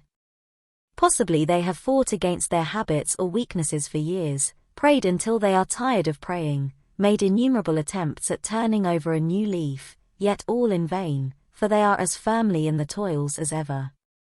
Many people give up the struggle and endeavor to lead a sort of Jekyll and Hyde existence, being outwardly a Christian or righteous person, but inwardly something quite different. Yet they find no satisfaction in this dual life, for they know that they are drifting towards an abyss. Yet there is a way of escape that is open to all. The Infinite One has provided man with powers that are apparently unlimited, powers which can be used either to build up the life and character or to destroy them. These powers are those of the subconscious mind. This mind is a reservoir of unlimited, tireless forces, and becomes, if we use it aright, our best friend, or, if we misuse it, our worst enemy. Every time a bad action is indulged in, wonderful changes take place in the nervous system, and energy becomes stored up in certain cells, so as to make it easier to do the wrong act on a future occasion. It is equally true that every time a good action is done, similar changes, but in a reverse direction, take place, that make the doing of the same action easier in the future. This explains the tremendous power of habit. Our body, brain, and nervous system become changed, either for the worse or the better, according to the type of action indulged in. We do not yet fully realize what a wonderful adventure life is. We are entrusted with tremendous powers, and by their use or misuse we can either destroy ourselves or build up our character in every possible direction. What a responsibility, yet what a glorious opportunity! In order, however, to find a way of escape from evil habit and weaknesses of character, we must go deeper than actual deeds, for actions are effects of hidden causes. The cause of all action is thought. A thought, someone has said, is an action in the process of being born. It is true that we possess primitive desires and impulses, but these can be transmuted into noble actions and high achievements simply by directing the thoughts and attention to higher and better things. For instance, the powers of sex become transmuted into brain power if the thoughts and attention are completely transferred from sex to intellectual pursuits. If, however, the thoughts are allowed to dwell upon sex or passion, then the kingdom becomes divided against itself, and man begins to drift towards the abyss. The strain of modern life is filling our asylums, yet there are those who can work 15 or even 18 hours a day and thrive on it, although engaged in severely trying brain work. These have learnt to transmute their lower powers into higher. This is not done by means of esoteric or occult practices, but by obeying the divine injunction to set our affections on things above. In other words, to keep our thoughts and attention fixed upon higher and better aims, ambitions, and pursuits. It is impossible to overcome bad habits by fighting them, for the more we fight them the stronger they become. The injunction to resist not evil is very applicable to habit. The way of escape is not by fighting evil or wrong habit, no matter what its character may be, but by concentrating upon building a good habit that shall cut the ground from under the feet of the bad one, or by turning the attention to higher and better things. Whatever we fix our attention upon, or whatever it is that we idealize, our subconscious mind endeavors to actualize and make real in our life. By fighting a habit, we direct subconscious attention to it, and this is fatal. If, however, we turn our whole attention to something entirely different and which is higher and better, all the powers of the subconscious are directed towards the production, in the life and body, of the new object of attention. We see, therefore, that we do not have to overcome habit. If we did, our task would be hopeless, for the human will is helpless before the power of the subconscious mind. The subconscious powers can be led by the imagination, but they cannot be coerced by the will. The will must be used not to fight the habit, but in raising and directing the attention to something higher and better. By this means a new habit is formed. The attention of the subconscious mind is taken away from the bad habit, and all its powers directed towards the creation of a new and better one. The subconscious does not care what the habit is. It is indifferent as to whether it is good or bad. It is just as willing to produce a good habit as a bad one. We, each of us, therefore, hold our fate in our own hands. We can, by controlling our thoughts and imagination and by directing our attention to better things, focus all the powers of the subconscious on the building up of good habits, or, on the other hand, we can, by allowing our thoughts and mental pictures to dwell upon undesirable things and our attention to be directed to low or weak ideals, fall into undesirable habits. The power that produces the habits is the same in each case. It is the way in which this power is directed that is the vital and essential thing. It is very necessary to point out that right thinking and correct use of the imagination must be accompanied by corresponding right action. Many people make use of autosuggestion and expect it to destroy their bad habits and build up better ones, but it never will, or can do so, unaided. Autosuggestion is useless if it is not followed by constructive action. Young people should expend their energies in physical culture and games. Older people should interest themselves in hobbies and intellectual pursuits. It is only advanced students who can control their thoughts so that they can govern their life forces by mental means. Those less advanced, when attacked by evil or weak thoughts, must get up and do something quite different, and thus get their minds off the forbidden subject and interested in the new object of attention. It is a case of directing the desires and life forces into different channels, by controlling the thoughts and attention. Here is seen the value of true religion, for it brings fresh ideals into the life and directs the attention to higher and better things. The writer realizes that a change must take place in the heart of the individual before he can desire these better things.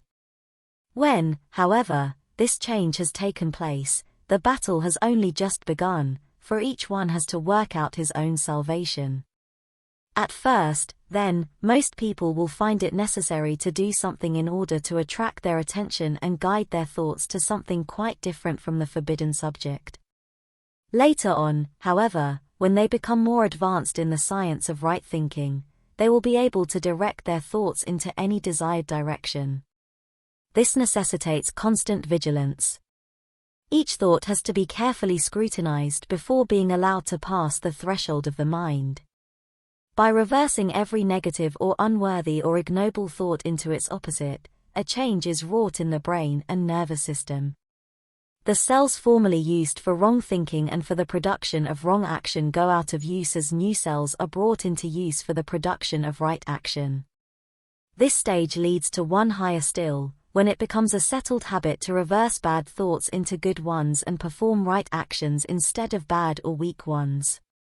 The power of the subconscious mind, which at one time seemed so evil, produces right action more or less automatically.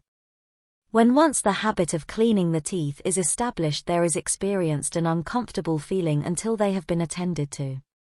When once a dirty person has learnt to wash himself thoroughly and keep himself decent, he will feel uncomfortable if he gets dirty.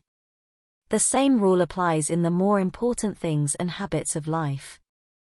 If those who are in the bondage of habit will only direct their thoughts and attention to the building up of good habits, their old weaknesses will die a natural death. It must not be thought that the victory over lifelong habits is easy. It may seem so at first, but sooner or later temptation will come with added force, which may result in a sad fall. If this should happen, it is most important that too much attention should not be paid to the incident. Instead, the beginner should pick himself up, and, making a mental note of the immediate cause of his downfall, thus benefiting by the experience, press on again towards freedom.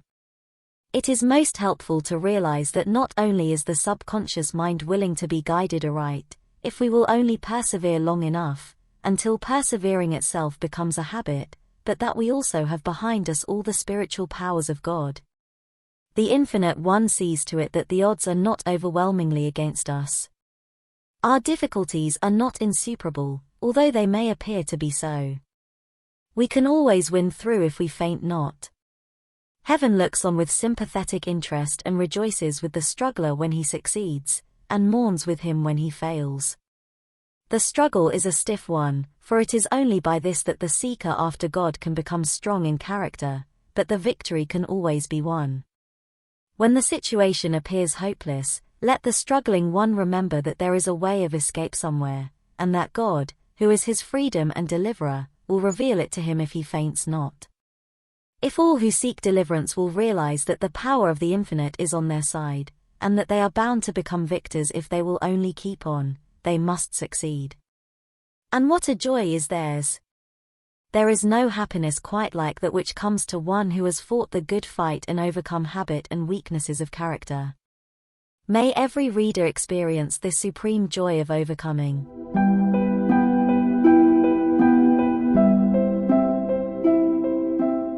Chapter 11. Happiness and Joy. Deep down in every heart is an unquenchable desire for happiness. The advanced soul desires happiness just as much as the pleasure-seeking worldling. The difference between them is simply that the former, through knowledge and experience, does not search for happiness, knowing that it can never be found by direct seeking, but finds it through service and love to others and in victory over self, while the latter seeks happiness, like a will-o'-the-wisp, in every form of pleasure, and finds it not. Man is never satisfied with his life, he is forever seeking something that is better. Until he learns wisdom, he looks for it in pleasure, in sense gratification of various kinds, in wealth, luxury, and possession. The less evolved a man is, the more convinced he is that happiness can be gained in these ways, and the lower are his desires. For instance, those who form what is called the underworld of our cities, seek happiness in vice and debauchery.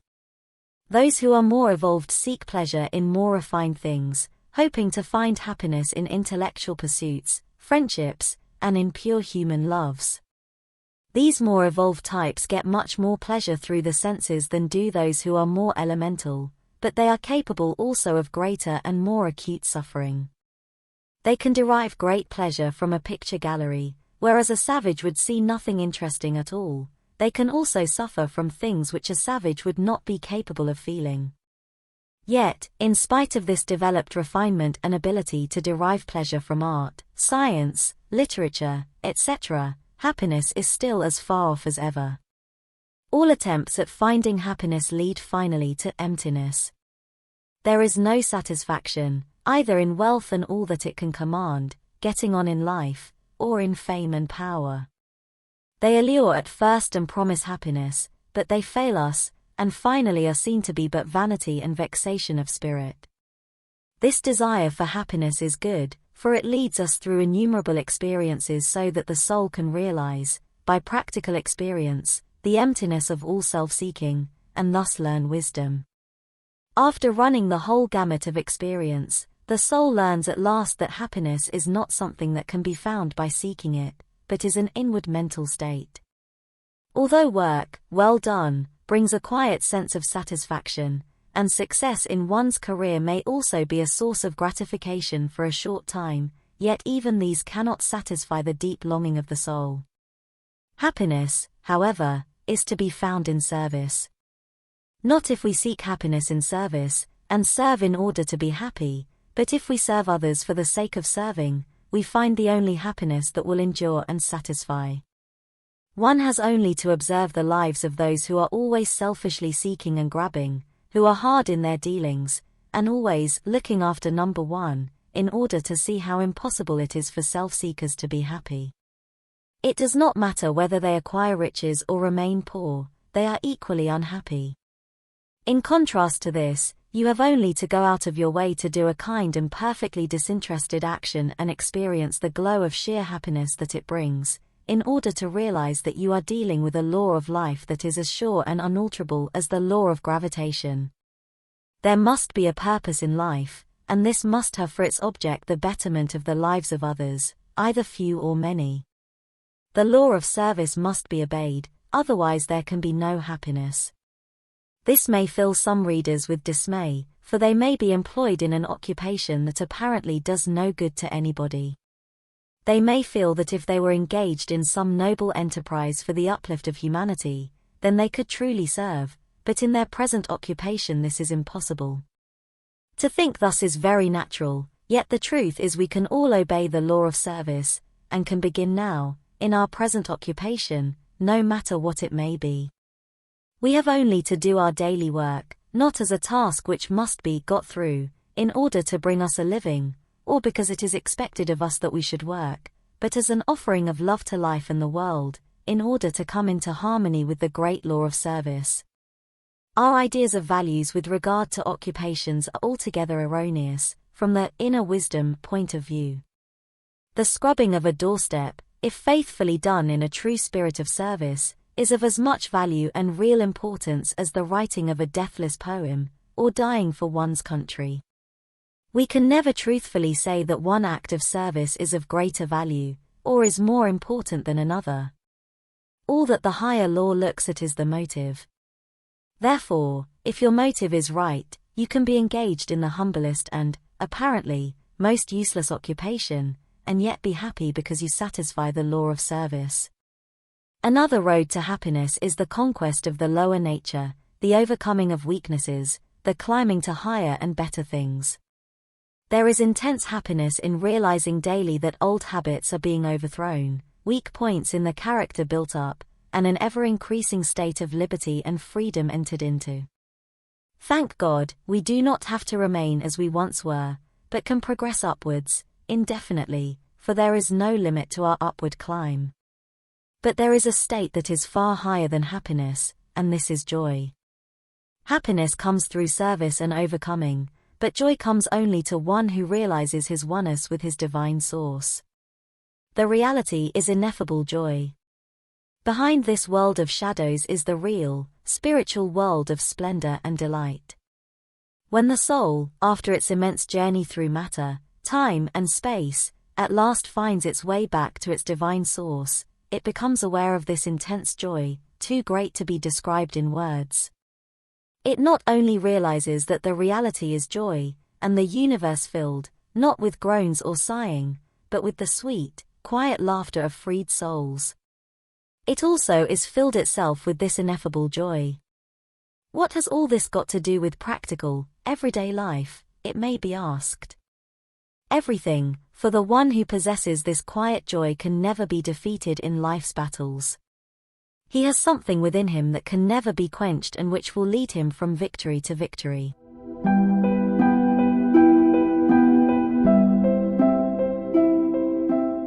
Chapter 12. The use and misuse of mental and spiritual powers. The average individual knows nothing of mental forces, and, although he may suffer from the effects of unconscious wrong thinking, yet he is in no danger of making deliberate misuse of the inner powers. One, however, who has learnt how to use these interior forces must be very careful to use them aright, or he will find that the invisible powers of mind and spirit are far more powerful and destructive than dynamite. It is not meant by this that he can blow himself up thereby, but it does mean that he can injure himself, not only in this life, but for ages to come, and, in addition, seriously retard his spiritual evolution. All use of the mind to coerce other people or to influence them by means of suggestion, not for their benefit, but for your advantage, is highly destructive, not to them actually, but to you. On the face of it, it looks an easy road to success and prosperity, but, actually, it leads to failure and poverty. The misuse of the mental powers in this way is really a form of black magic, and the fate of all black magicians is very terrible. Even the use of the mind to coerce other people for their good is not desirable. It never does any real good, although it may seem beneficial for a time, and its use, therefore, is to be deprecated. Healing, so-called, by heterosuggestion, is not permanent, for as soon as the healer ceases to pump suggestion into the patient, the latter begins to relapse into his former state. Far better results accrue if the patient is taught to use auto or self-suggestion for himself. It is seen, then, that the use of the mind to influence others is distinctly harmful if it is used selfishly, and of no real use if used unselfishly. Hypnotism is harmful, no matter which way it is used, and is also detrimental to the patient. Because of this, some of our more thoughtful neurologists have given up its use. We have no right to endeavor to influence other people by the use of our inner forces, even if our object is their good. Each soul has the right to live its life in its own way, and choose for itself either good or evil. That is the object of life, so that each evolving soul should learn wisdom through the lessons learned as a result of its own mistakes. Far worse is it if others are coerced, not in order to help them, but to defraud them or to make them buy goods they do not require, or sign agreements they would not otherwise put their name to.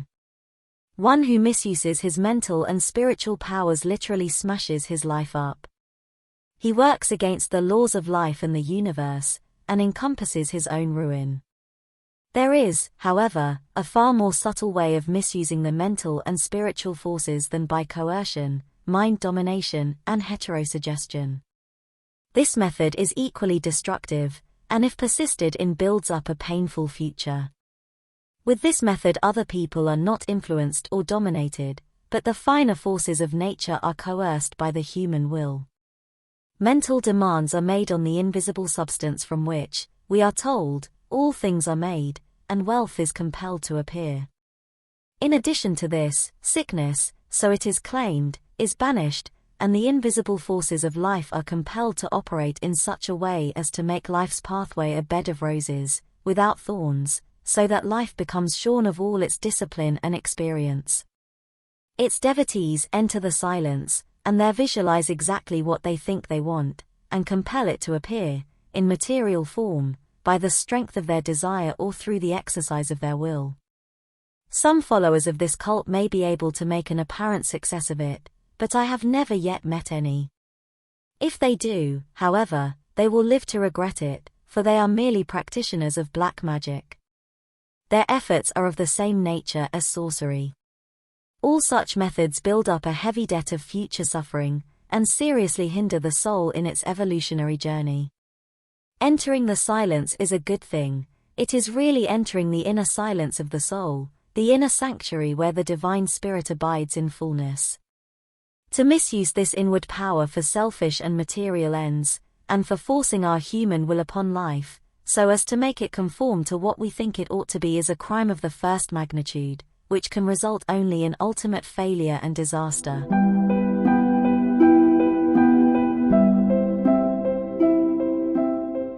Chapter 13. Overcoming limitations and awakening inward powers. Limitations can be overcome through a realization of truth. When we say this, it is taken for granted that every effort will be made on the physical plane. It is necessary to bathe, exercise and breathe fresh air in order to be well. It is equally necessary to work hard, and to give the best of which we are capable, in service, in exchange for that which we receive in the way of supply, if we are to be successful. If you keep a gardener, you must pay him. The money that you pay him is part of what you have earned by the sweat of your brain. Therefore, you exchange the work of your brain for the labor of his hands, and you are mutually helped and helpful to one another, both giving and receiving, and each one serving life according to his ability. Taking all this for granted, we will pass on to the metaphysical side of our subject. This, by the way, is vastly the more important, but the outer, practical work is indispensable nevertheless. In order to overcome limitations, it is necessary to know the truth and to live in the consciousness of it. For instance, if ill health is our limitation, then, in order to become free, it is necessary that we live in the consciousness of the wholeness of God and His divine idea. If our limitation be restricted means, it is necessary that we live in the consciousness of the inexhaustible and unlimited nature of the substance from which the Creator brings everything into manifestation. If our limitation is disharmony and unhappiness, then we must become attuned to the divine harmony in such a way and to such an extent as to cause it to be reflected into the outward life. No matter what our limitation may be, we can find liberation and deliverance by looking to our divine source, realizing that in the perfect reality all our wants are supplied, and then living in the consciousness of this truth. Ill health is, apart from physical causes, an outward sign of an inward warfare or disharmony, caused by wrong thoughts, emotions, beliefs, and attitude of mind and soul towards life and God. In other words, the life is lived in an error consciousness of disease and sickness. First, the inward life has to be adjusted in such a way as to harmonize with the laws of our own being and the divine purpose of life. There must be an inward surrender to the love principle, after which the thoughts must be brought under control so that health-destroying emotions may no longer impair the health.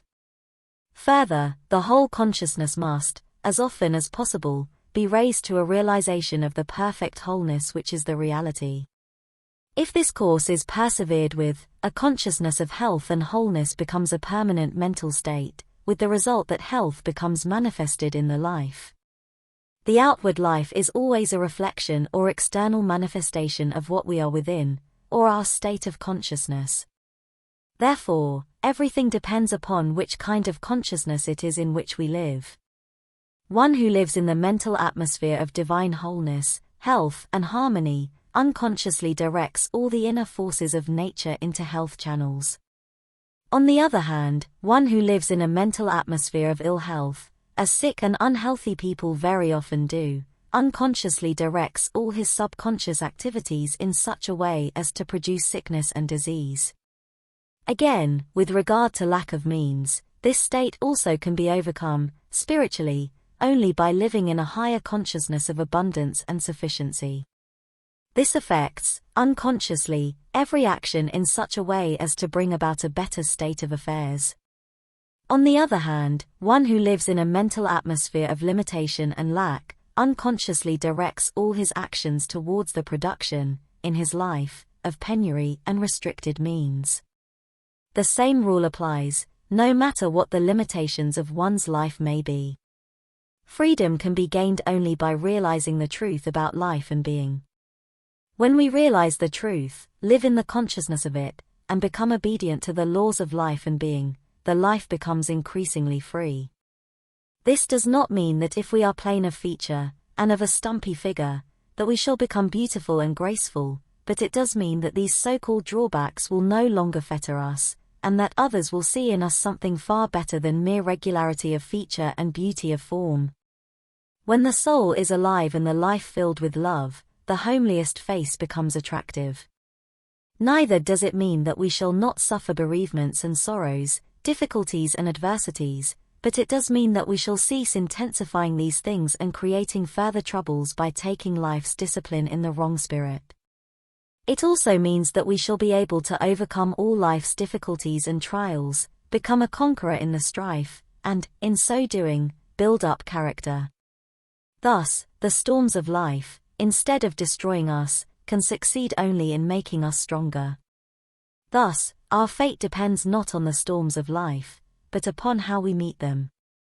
If we give in to them, or, thinking that they are evil and not a necessary discipline, rebel against them and resist them, then we become shipwrecked on a desolate shore. If, however, we are armed with the knowledge of truth, we can set our sails in such a way as to compel the storms of life actually to help us towards the desired haven. The first step in the direction of knowledge of the truth is right thinking. Every negative thought must be transmuted into its positive opposite, endnote 12, for instance, hate and dislike into love and goodwill, fear into confident trust, poverty into abundance, evil into absolute good, and so on. This will be found to be not easy, but it is possible, and the power to control one's thoughts increases if one perseveres continually, with the passing of the years. A beginner cannot, naturally, expect to be able to exercise the same control as one who has been perseveringly seeking self-mastery for years, but he can make substantial progress and learn from day to day. The result of thinking in this way is surprising. The reversal of thought may appear at first to be simplicity itself, and to lead nowhere in particular, but after a time the vastness of the subject becomes almost appalling. The cultivation and practice of right thinking gradually lead to a knowledge of the truth. Not an intellectual knowledge of truth, but a realization, by the soul, of the truth. This is the knowing of the truth which sets men free. We can then look through all the ages and know that all is well. The heavy burden which has oppressed us so long, rolls from our shoulders, and we become free. Arousing inward powers. Man is heir to wonderful and illimitable powers, but until he becomes aware of them and consciously identifies himself with them, they lie dormant and unexpressed, and might just as well not exist at all as far as their use to man, in his unawakened state, is concerned.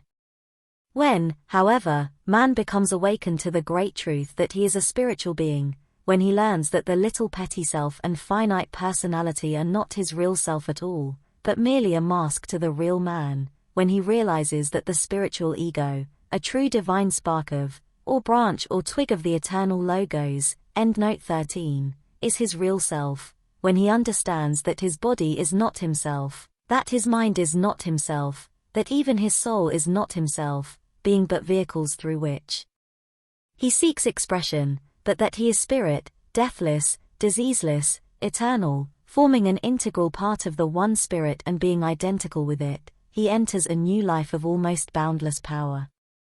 It is unwise to engage in any mystical practices in an attempt to force development and unfoldment. Mystic trances are highly dangerous and are also unnecessary. Psychic experiences and the awakening of psychic centers are also dangerous and lead away from our goal. Breathing exercises, whose object is to awaken inward powers, are highly dangerous and are to be condemned in consequence. The cultivation of negative passivity, such as inhibiting all thought and making oneself quite passive and open to any influence, is also highly dangerous and should be strictly avoided. In place of all these unwise practices, a short time should be set aside each night and also morning, if possible, for getting into touch with reality. You should then endeavor to realize that the body, mind, and soul are but vehicles of expression, mere servants of the true self or ego. This will bring about in time a consciousness of identity with the one eternal Spirit. What Jesus called our Father in heaven. One might proceed after this fashion. My body is not myself, but is merely something that enables me to live this material life and gain experience. My mind is not myself, but merely an instrument which I use and which obeys my will. My soul is not myself, but merely a garment of my spirit. My will is not myself, but is something of which I, the true self, make use. And so on. By this means you gradually approach the great truth which cannot be put into words and which can only become yours through realization or inward spiritual understanding. In addition, one can use a positive statement of truth, reverently, but with full confidence, such as, "I am a branch in the true vine." In course of time, you will become possessed of a feeling of tremendous and unlimited power and security. This is a great responsibility, for this power must be used only in service and not for selfish purposes. If it is used for the acquisition of wealth and the gaining of temporal power, great disaster will be the inevitable result. Yet, if used aright, it is bound to have a great, though unconscious, influence for good on the life, and for this you are not responsible. Constantly endeavor to serve and bless others, then, because you do not seek them, crowds of blessings will come into your life unbidden, great happiness being one of the chief. Having found the kingdom of heaven, it will be your experience that all needed good will be added unto you. This power may also be used to strengthen character, to overcome in the conflicts of the soul, and to build up the spiritual body which will be our vehicle of expression in higher realms. Endnote 12. See also, The Power of Thought and The Way of Escape, by the same author and publisher. 13. I am the vine, ye are the branches. Jesus. The End.